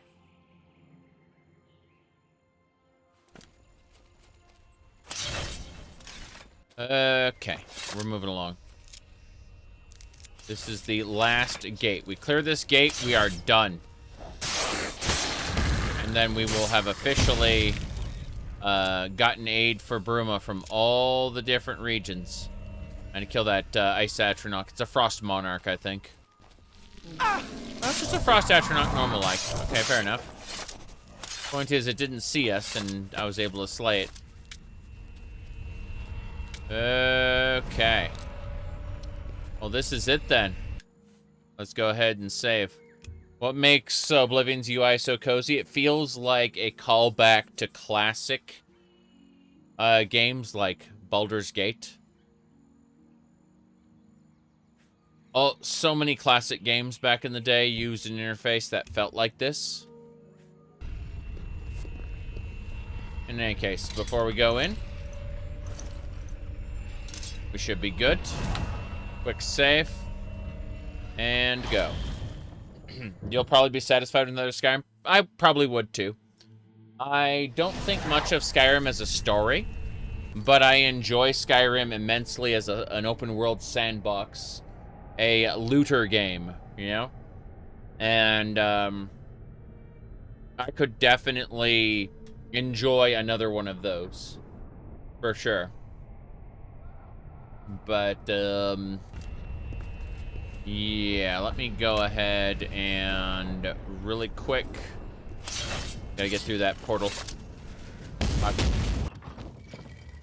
No delays. Surprised the Frost Atronach didn't follow us in here. Oh well. Clan Fear, you will die. Okay, let's see if we're not in combat. Maybe I can repair my stuff. Dungeon crawling, yes. Class pictures, you bet. Those are all things that I love about classic Elder Scrolls. Let's see here. All of this is classic. Repair. Repair the Umbra Sword. It was at 50%. Jeez, no wonder it was causing so, wasn't doing so well. Everything's fine now. Yep. Said Stealth Archer Simulator. I have absolutely played a couple runs of Skyrim as Stealth Archer, but not as many as other people talk about. I'm okay with picking a playstyle and more or less sticking to it. I'll be honest with you. I have a much greater tendency to play the magic swordsman archetype in fantasy. I love the magic swordsman. Yes, the Spellblade, spell sword, whatever you want to call it. Let me see here. Yeah, I mean, in Final Fantasy XIV, as you can see, this is an old adventurer plate, but you can kind of see how we set up the cat boy there. Definitely nothing out of the ordinary there, that's for sure. Magic swordsman, yes. Anyway. Trollololol. Fix that.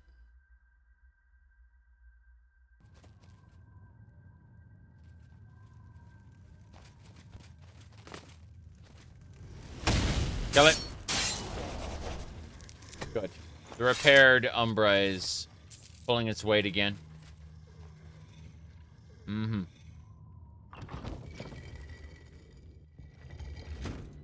There's a variety of desert environments in the real world. I've been to the Mojave. It's big. And there's a lot of different areas that isn't just sand or dirt and Joshua trees.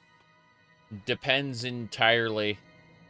Like, there's a variety of snowy environments, but, you know, Skyrim decided to go without the snow in many areas.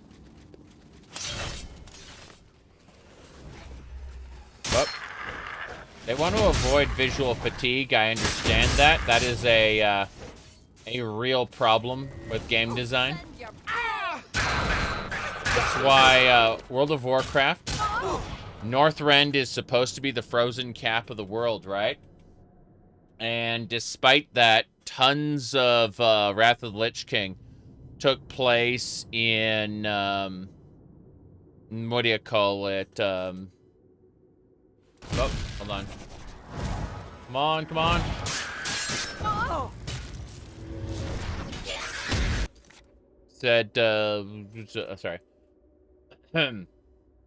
It's the idea that players will experience a form of visual fatigue when they are subject to the same environment too much.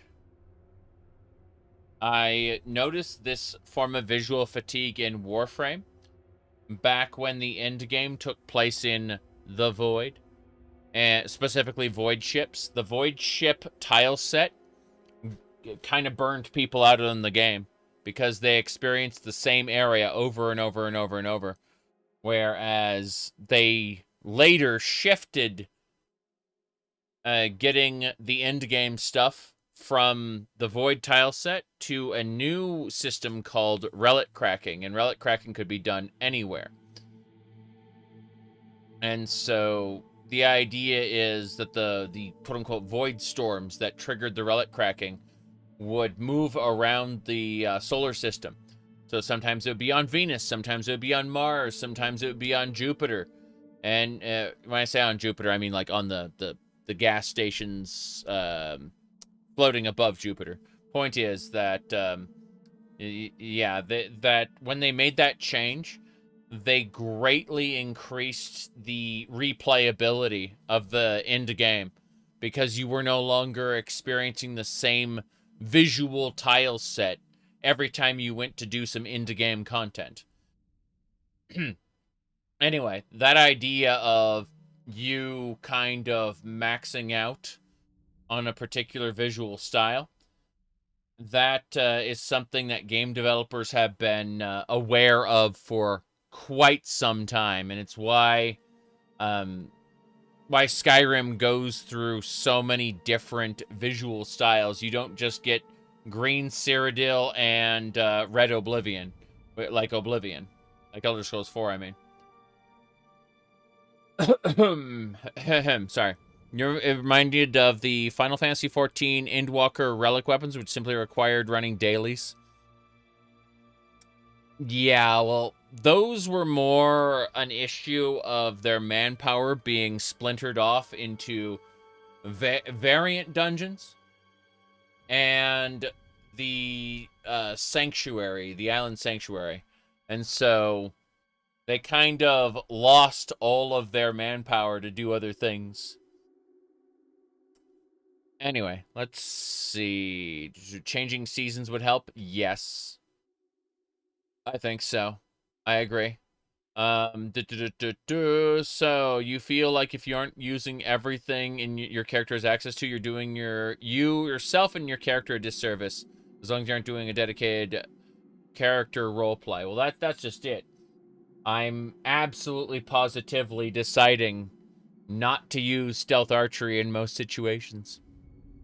Maybe sometimes I'll use it to get an enemy's attention or something, but I will actively go out of my way to not abuse certain things which are busted.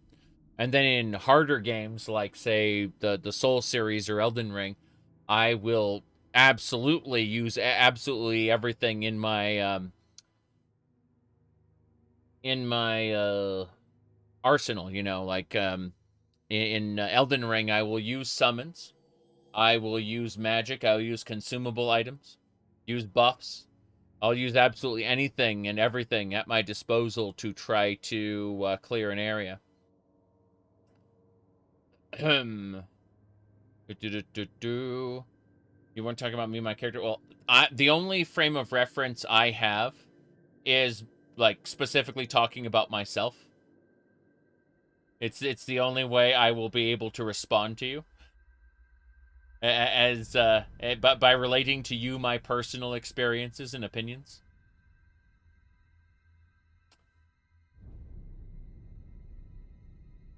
All right, let's get going.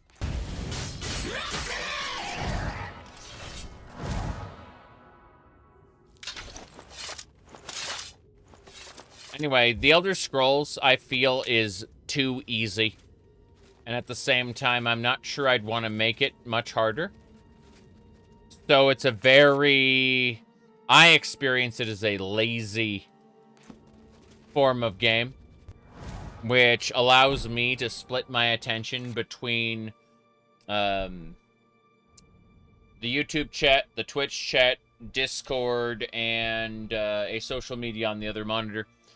I'm able to do that all at once because the game is easy. Otherwise, I'd be responding a lot less. I'd be more concerned with clearing this in a good amount of time. The Elder Scrolls is inherently for dirty casuals, I feel. Even once you, like, play Morrowind and Daggerfall, like, getting the potions, making sure you don't run out of stamina, those are minor things compared to, like, playing Elden Ring, for example. I consider the Elder Scrolls very, very casual. Said using hard mods for Oblivion is, I mean, you could use hard modes. You absolutely could. Like, you could turn the difficulty slider up and everything would be bullet spongy, but that wouldn't make it hard so much as tedious. Let me kill this scamp. There we go.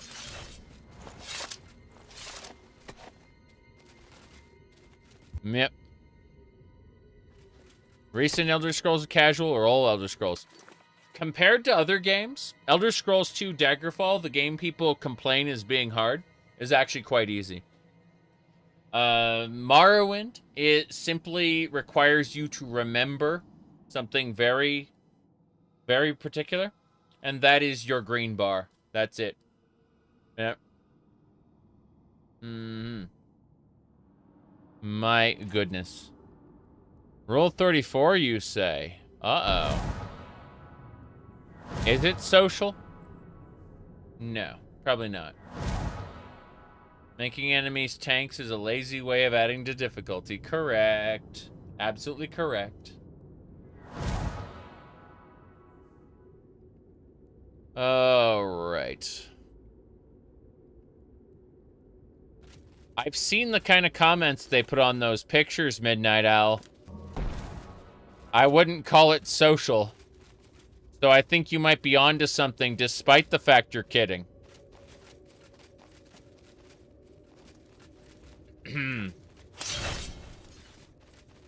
Let's go this way.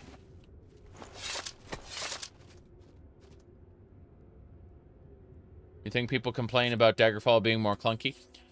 If you play Daggerfall Unity, it ain't very clunky at all. Does suspicion increased? Oh, come now.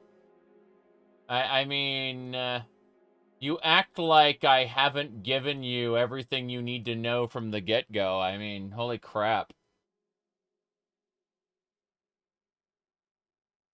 Okay. Let's get going.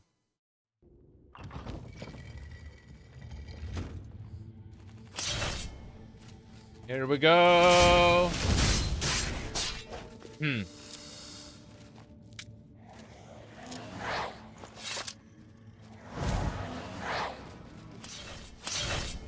Damn.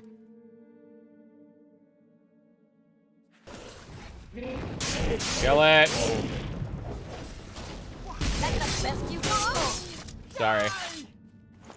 You good? She's good. Okay. Right. Arena was surprisingly not clunky for you. Oh, it's slow for me. And if you try to speed it up, then it's too fast. Like, I did not enjoy Arena when it first came out. I retroactively learned to appreciate Arena after the fact. Yeah. After Elder Scrolls 2 Daggerfall specifically. Where the hell are we going? Oblivion Cave, Molten Halls. Molten Halls. Dodging was still a skill. Reduce your chance of hitting, but it existed. It did though. No, S, you don't get it. It was broken, and it actually increased your chance of getting hit. All of the skills, not all of the skills, but most of the skills were busted in the vanilla engine. Yeah.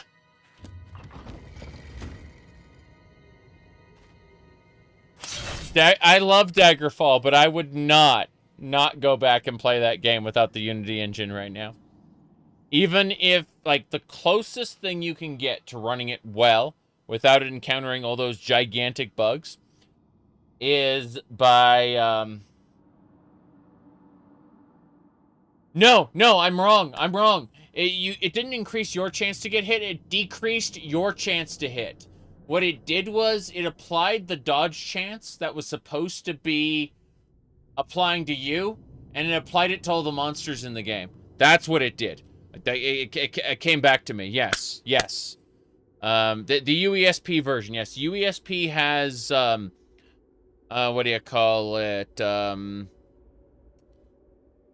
UESP has a thing called Daggerfall Setup, and that's the only version that isn't extremely busted. The problem is it's still pretty busted. Like, there are executable level errors that don't, that still don't get fixed. It's mostly just the scripting and quests that got fixed. Molten Halls. Wait, I've already been here. My bad. Gotta get out.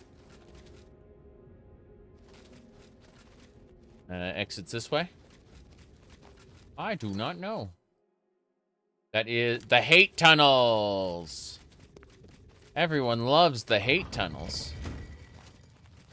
You'd have rather gotten a Fallout spin-off instead of Starfield? I honestly would love a sci-fi future using astronaut aesthetics if it weren't written like garbage. I'm sorry, but like, the characters, like the loyalty missions are good, but the main world building and main factions are so poorly designed in Starfield that nobody wants to make mods for it. I say nobody. Most people who made mods for Fallout and the Elder Scrolls do not want to make mods for Starfield because the world is just so bland to exist in. Even if you didn't like Skyrim or you didn't like Fallout 4 or 76, you can at least relate to the world of Tamriel or the world of Fallout because of the earlier writing, right? The earlier world building. And you can draw inspiration from that earlier content. Why I fucking love Vigilant for Skyrim. It's one of the, like, by the time you get to Act 4 and you're doing Dark Souls through Cold Harbor, fighting all of the classic named NPCs from, you know, like thousands of years ago, it's absolutely spectacular. Because that is inspired by the lore, by the world building. There's still a pretty good number of mods. Yes, there are. And a couple of them are actually good, but most of them are bad or irrelevant. When you compare it to the Elder Scrolls or Fallout, I'm saying. Like, Starfield is its own thing. I get that. But it is not nearly as popular. Not even close. By comparison, there are practically none. I gotta drop down. No. Over here, potion healing. I'm just not seeing the exit. It's supposed to be here, yes? Yes, no, yes, no, yes. Let's see. It's just on a different level then. Irritating. I'm sad. Back we go. We have to find another way. That's the Mire of Ash. Jeez, this is awful. It says our wait. Corpses! This is Oblivion, everybody.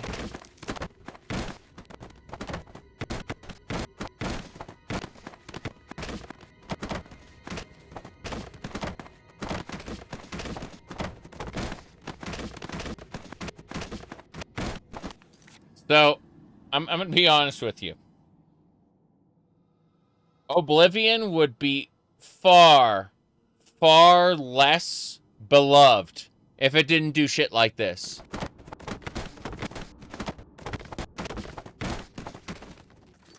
Oblivion has so many charming bugs.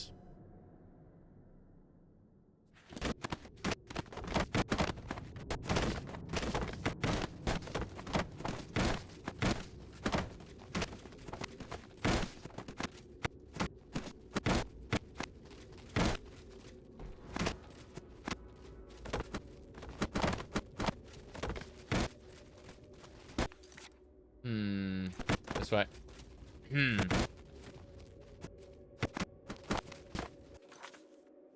Yeah, it's funny, they use Havoc, the same engine as... what do you call the, Half-Life 2. Just, Bethesda's implementation isn't that great. Bethesda did not implement it very well.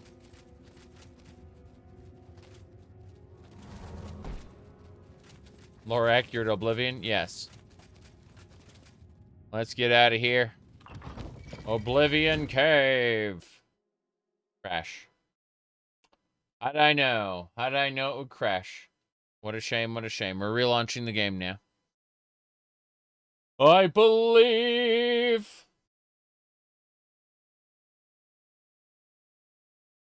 Crash at a table in Skyrim? Yes. True. The physics engine activates and everything goes flying. It does make sense. Okay. Still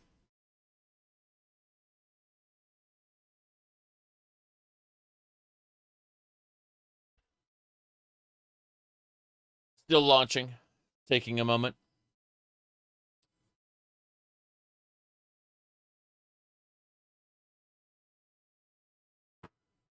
What a shame.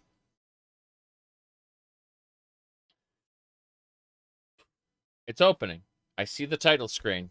It's just that it won't get conveyed to the stream until after I, like, toggle the capture software because it's gonna throw a fit. Either way. Okay. Right.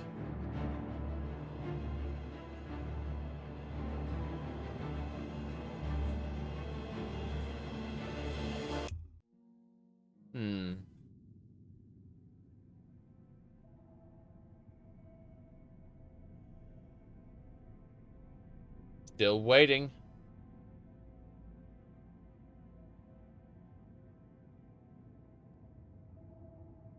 Here we go. The Oblivion Cave. That's why I quick saved it before we went through here, because I was expecting complete destruction. Alright, you know what? Screw you. I know what to do. Get out.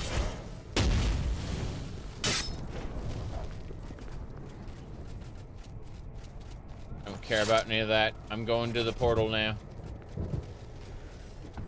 I'm getting... Oh, Daedroths. Stop it, Daedroths. We're running. Run, run, run. Almost to the top. Do you get to the top very often? Oh, what am I saying? Of course you don't. Trying to jump this. There we go. Cool. Let's go. Let me through.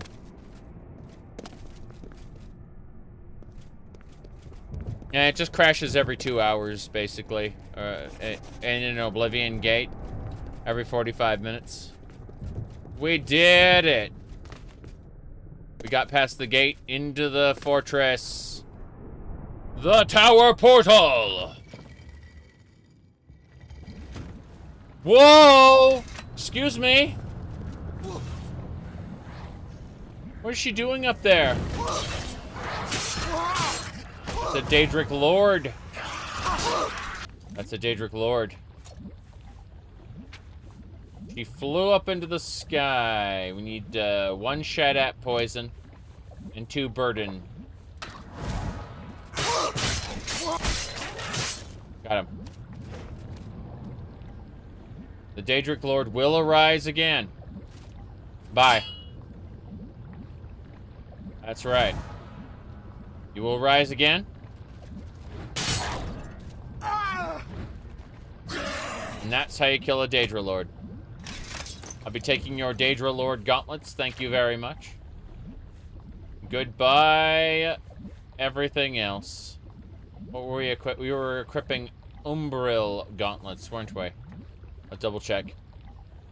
Umbra's gauntlets. Those are 5 armor. The Daedra Lord gauntlets are 7. Yes.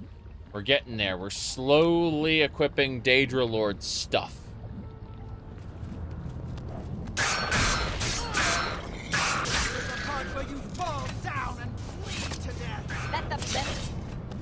That the best, and then she gets knocked down. That the best? Oh no! I've seen this before. Overconfident adventurers meet with a terrible fate.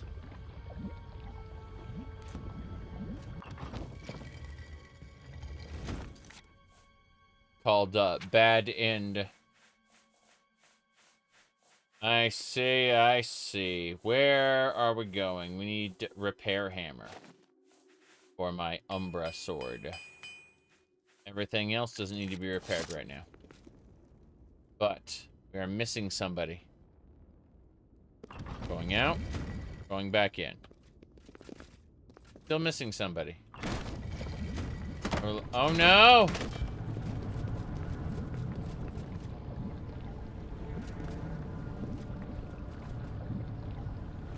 I need to leave and come back. There's a reason for this. Okay. We good? Back in here.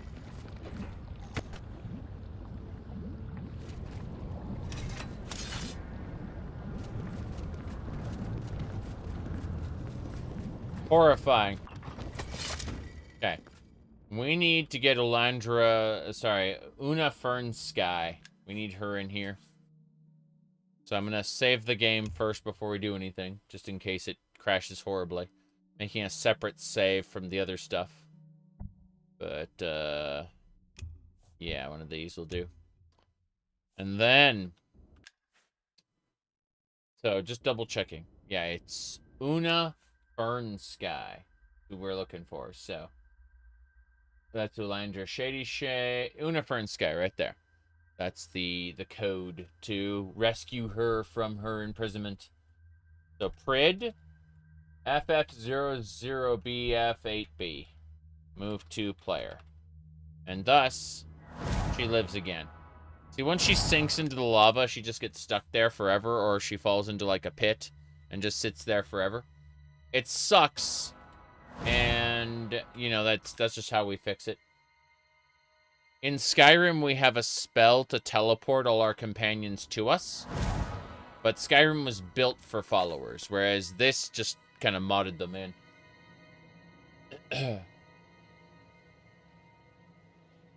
This is fine. Let's go. Whoops.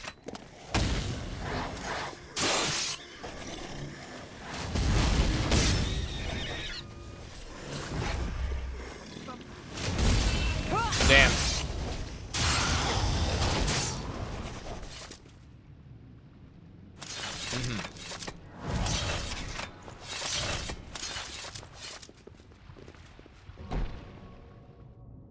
Right.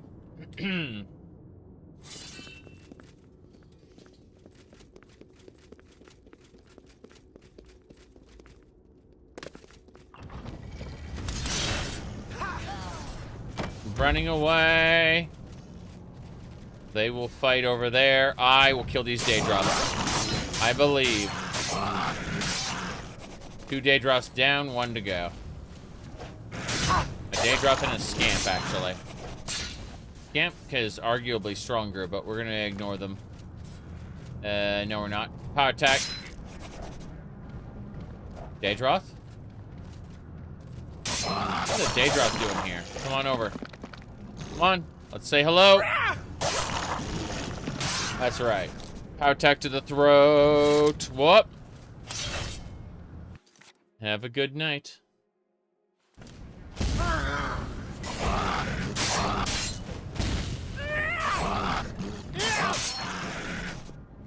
Goodbye.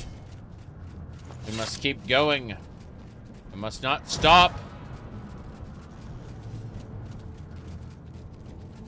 This fortress grows taller. Ow. That was real. Okay.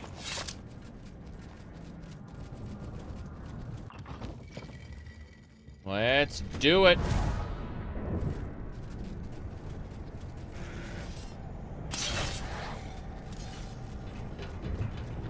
Onwards and sideways.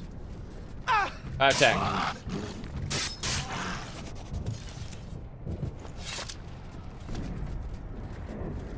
Yep, they. Oh no! Kill the Storm Atronach. Make it dead. Anything else? I think we're good. I think, yeah, we are out of here. Hell yeah. That's it. This should bring aid for Bruma to an end. I say, as this chainmail cuirass is not worth taking. Oh no, I'm still over encumbered. What is weighing down so heavy on me? Probably all the shoes and the pants. So many pants. Do not need the pants. They must all go. But seriously. What is also... Ah, I see. No! Where's my Debeller outfit? I dropped a piece of Debella. There it is. Got it. Cool. That one. Yep, that did it. Let's get out of here. We must go talk with the Count immediately now that we've sealed both Oblivion gates.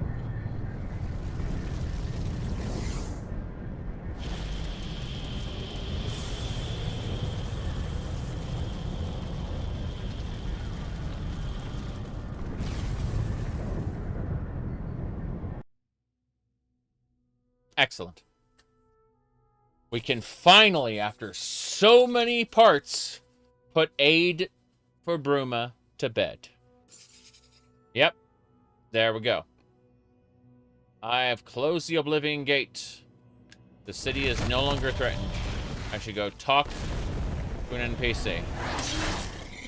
The Count. Here we go. Really?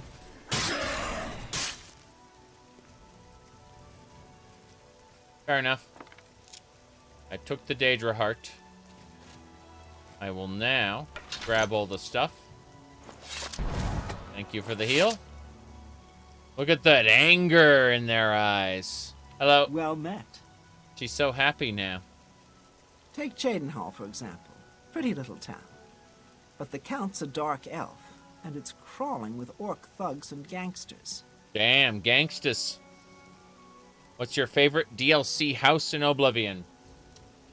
I'm just like the Mage's Tower. I don't use it enough because it feels overpowered. But if I had to pick a favorite not based on utility, then it would probably be Battlehorn Castle. I like the idea of owning my own castle. I really do. Back when I was a youngster, I played with Legos, and I'd make a castle, and I'd play out a little story, multiple stories, with the little Lego people, and defending the castle and stuff like that. That's why when Minecraft came around, I was really disappointed that you could build a castle, but there was no active, like, siege defense or anything like that, because, you know, in my childish little fantasies, I had, like, full-ass siege battles, you know, with my little Lego castles and stuff. And so, it was one of those weird situations where I just kind of looked at Minecraft and said, wasted potential. I should be able, you know, like, and we got, like, action RPG mods that would add, like, blood moons from Terraria and stuff like that. But, yeah. You used to do that too? Yes. I had a variety of toys growing up. And, I was never really told, no, you can't have that. More like, you know, maybe next Christmas. And, sure enough, you know, I would, All right. I would get it, but, admittedly, I didn't have that expensive taste back then, so. And I didn't care if something was used or otherwise pre-owned. I would just, it was a toy's a toy, you know? Alright. Let's see. Anyway. Moving along. Why isn't there an Army Men Fortnite ripoff? That's a very good question. They said, Bethesda liked Minecraft so much they spawned enemies in your settlements just like in Minecraft. Well, Minecraft was based on the light level. Yeah. You and your brother would make stop-motion photos with your Legos? Yeah, I understand that. Yeah.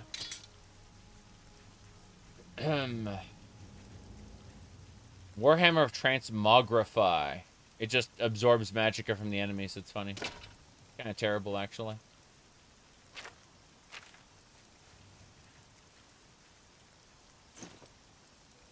But I had a nice variety of things to play with. Yep. I couldn't see like things would have probably been turned out a lot differently if I had been limited to a a single game or a concept like play Fortnite forever. Yeah, that keeps your child entertained, but it doesn't cause them to really express their imagination, you know? Flex their creative muscles, so to speak. I feel like that was super important. Yep. Anyway.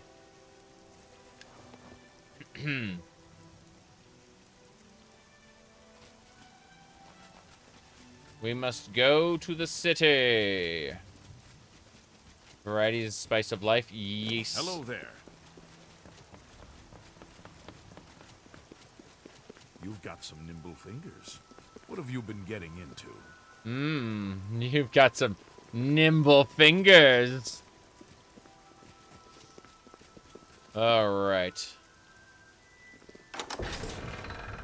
Wood panels, computers, and consoles. Jeez.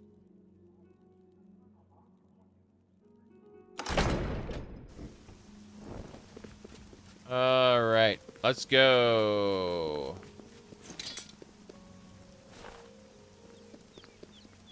To the castle. This is the castle, right? Yeah, this is the county hall. We are fine.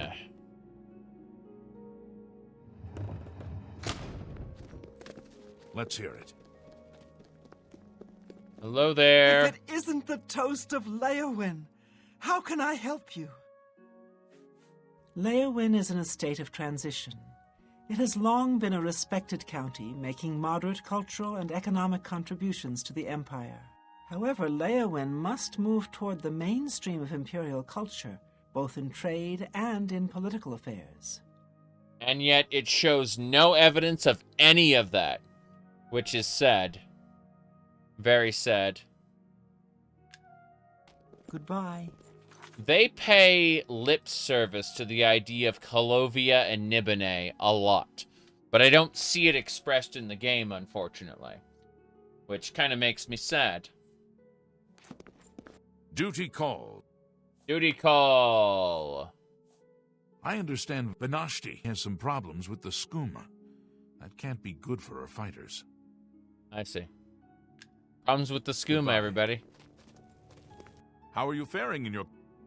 I am faring well, actually. Let's read that one more time. Good day. Look Sir at my Knight. character. I'm Sir Knight, okay? I am Sir Knight. How are you faring in your campaign against the remnants of the Black Bow Bandits, Sir Knight? That's me.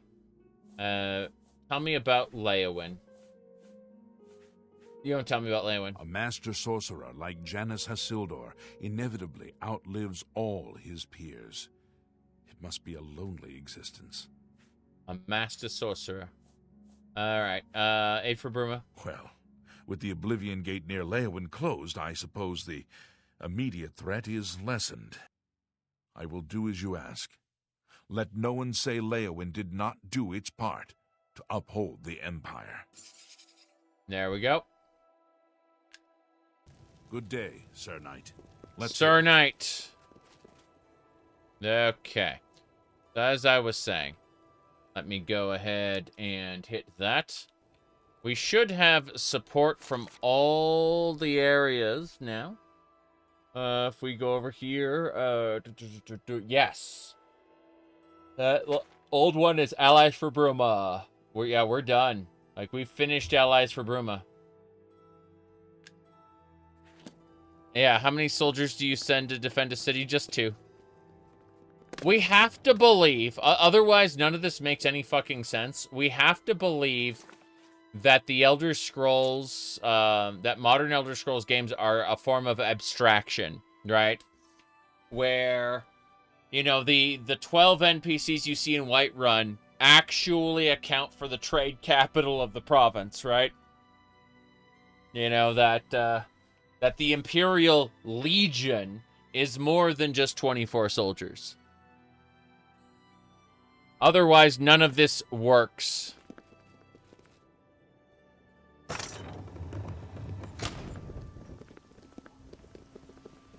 Okay. Well, that's it. We are now going to travel to Cloud Ruler Temple. And say that we've got the aid, I believe. Let's see. Brush with Death, Blood of the Divines. Where is the active quest? In Hall Home. Blood of the Divines, second item. So we should speak with Martin about the Blood of the Divines to continue. Martin's up there at Cloud Ruler Temple. This is good, though. This is a great... Like, we've finished Allies for Bruma. Perfect. Perfect. I'll be back later this evening, and we will be playing other video game. But for now, I'm going to fall off the cliff and die, because that is how things work. Incredible Oblivion. Oh, no. Oh, no. Oh, no. Oh, no. Oh, no. Oh, no. Oh, no. Oh, no. This is what I expected. Bye, everybody. I'll be back streaming something else fairly soon.